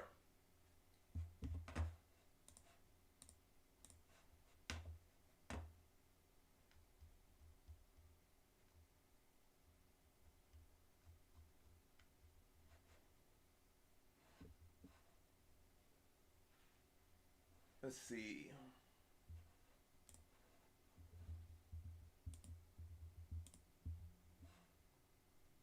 Charles got the second round rear naked choke. So Charles Oliveira just won. He won in the second round via rear naked choke. Competitive fight, but Charles won every round up until the submission. Well, he won the first round. And he got the submission in the second round, but yeah, Charles won the striking. He won the grappling. He won the fight. Got the finish. You're welcome, Jill. Thank you. Thank you for tuning in. Thank you for supporting on both YouTube and Twitch. That's a real one. Like, you're not just on YouTube. You on Twitch. You bouncing back between both. On both at the same time. You resubscribed on Twitch. Like, you're really the realest one. You're the realest follower I got. You're really the realest supporter I got. So, I appreciate that. But this completes the stream. Probably gonna have some gaming streams or something throughout the week. Maybe. Maybe not. I'm probably gonna be training a lot this week before I go to Japan and New York. Probably gonna try to train Monday, Tuesday, Wednesday, Thursday. Friday, I'm gonna be heading to New York. Saturday, be still in New York. Sunday, when I'm gonna come back. Well, yeah, Sunday I'm gonna come back from New York, and then Monday I'm going to Japan. So Gonna be pretty busy this week, but I might get on live for something. Not YouTube live, but Twitch live. But yeah, that completes this stream though. I appreciate everyone that tuned in, whenever you tuned in, and everyone that will bounce back in here. And also shout out to Brandon, also a real one. I always see you in these live streams, see you in the comments as well. Just the regular videos, and I appreciate that $4.99.